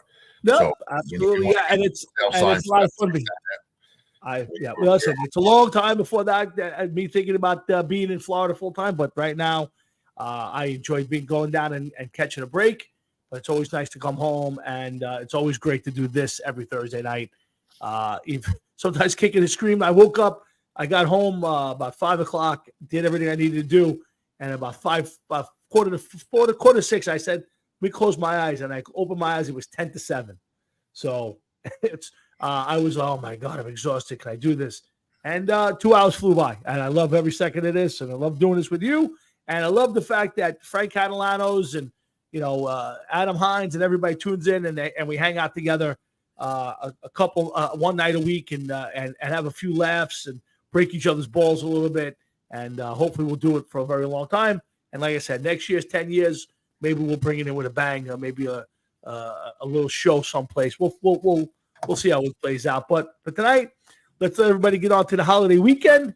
I hope everybody has a safe and a joyous day tomorrow. Enjoy the football. Enjoy your turkey. I will sure be talking to Jeff tomorrow, catching up. Do we do anything special, Jeff? Any special dish tomorrow? I know the Christmas is different, but is there a special dish that the wife makes, or do you kind of thrive on for the Thanksgiving? Well, we're not really. I mean, turkey, mashed potatoes, 2 different kinds of stuffing. What we are going to do this year is have a little antipasto. Oh, nice. A different kind of antipasto. I'm going to have some provolone, some breadsticks wrapped in prosciutto. Nice. Stuffed peppers. Got some. I don't know if my wife ate all her artichoke hearts, so nothing much. Just a little to fill the lunch void. Okay. But we don't. We usually eat after 3:30, so I may set that up at around 11. Nice. To have a little lunch 11:30 type of thing, just to tide us over. Like I said, I'm not the biggest Thanksgiving guy, and we've been burning Christmas candles and slowly decorating for Christmas here and there. So tomorrow I'm going to make a big push and try to get the tree ready, maybe get the downstairs tree put up. And, once I get that, I'll feel more Christmassy. Well, good for you. It is what it is, right? Well, enjoy it. And no matter what, good luck on Saturday night. I'm sure the band will have a great job. I hope everybody comes out there and sees it. Like I said, 10 to 10:30 at Mother Pugs. I am going to do my absolute best to get there. 1, to see my buddy. 2, to see the Remorons. Hopefully, my old ass will stay awake long enough to do that. Either way, make sure you guys get out there and support the Remorons this Saturday at Mother Pugs, 10 to 10:30. They'll be doing 63 Ramon songs in that time. So make sure you get out there and see Jeff and the boys. It may be a full dress regalia. If not, they're still a handsome bunch. Go see the boys play. Of course, enjoy your Thanksgiving. Enjoy the weekend. I hope everybody's off and can we'll have decent weather. And if you're a Black Friday shopper, good luck. If not, enjoy the football. Lots of good games on Thursday. The Jets on Friday, and a full slate on Sunday, and a lot of good college games Saturday. So if you're a football fan, it's a great weekend. But don't forget to come on back next Thursday night when Jeff I do this all over again. So Jeff, you got the final word. Anything you want to add? Saturday night, man. Mother Pugs, 10 o'clock. Morons all over the place. There they are. So again, work for 6 a.m. man. That's the sucky part. God. So for Jeff Towinski and myself, please, and everybody here on Rocket Sports, have a happy Thanksgiving and a safe weekend. And we'll see everybody back here next Thursday night when the Hard Rocket Sports Show does this all over again. Everybody have a great one. Hefe, I will definitely talk to you tomorrow off the air. You got it, man. All right, pal. Good night. Good night, everybody.